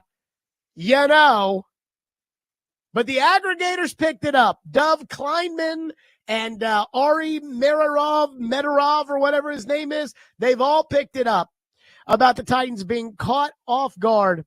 And here are the replies. One guy says, reporters are just rage baiting now. Somebody else said, anybody can win it. Somebody else said, honestly, pretty hilarious. BK Clips on Twitter says, that reporter is getting fired. I can assure you that Big Joe's not getting fired for that. Now, if Big Joe gets fired, again, I'm not going to say Big Joe's not getting fired. I don't know all about Big Joe's affairs, but I can tell you right now, Big Joe ain't getting fired for that. One person says the Titans will win the Super Bowl before the Cowboys. Let me just say this. I actually like the question, even if, again, I think Big Joe was probably doing it. And I love Big Joe, and maybe he wasn't doing it for attention, but Big Joe was probably doing it for attention. That said, I like the question because there's no gray area here of, hey, they know this ain't a good team. And for far too long, the Titans have lied. Last year, I called it the offseason of toxic positivity. And people said, how can you even be toxically positive? And I'm like, because if you tell your son, like, hey, Johnny, it's a good thing that you crashed the car. Like, that's toxically positive. It's not a good thing. And last year, the Titans kept overlooking obvious issues and said, oh, we checked every box. Well, this year, the Titans at least have the self-awareness to be honest with the fans to say, we're not going to be very good right now. I'm just telling you right now, like, we're not going to be very good. And I actually think that's a good thing this year. So I think good question by Big Joe, decent response, honest response from Mike Borgonzi, and what should I hope be the last worthless season of Titan football starts tomorrow. Connor will be going out to practice. He will be my eyes and ears as I'm still getting over being pretty sick. It's probably not good for the 90-plus degree heat. So, Connor, you got big responsibility tomorrow. I will do my best. Amen. We will see you all tomorrow at 2.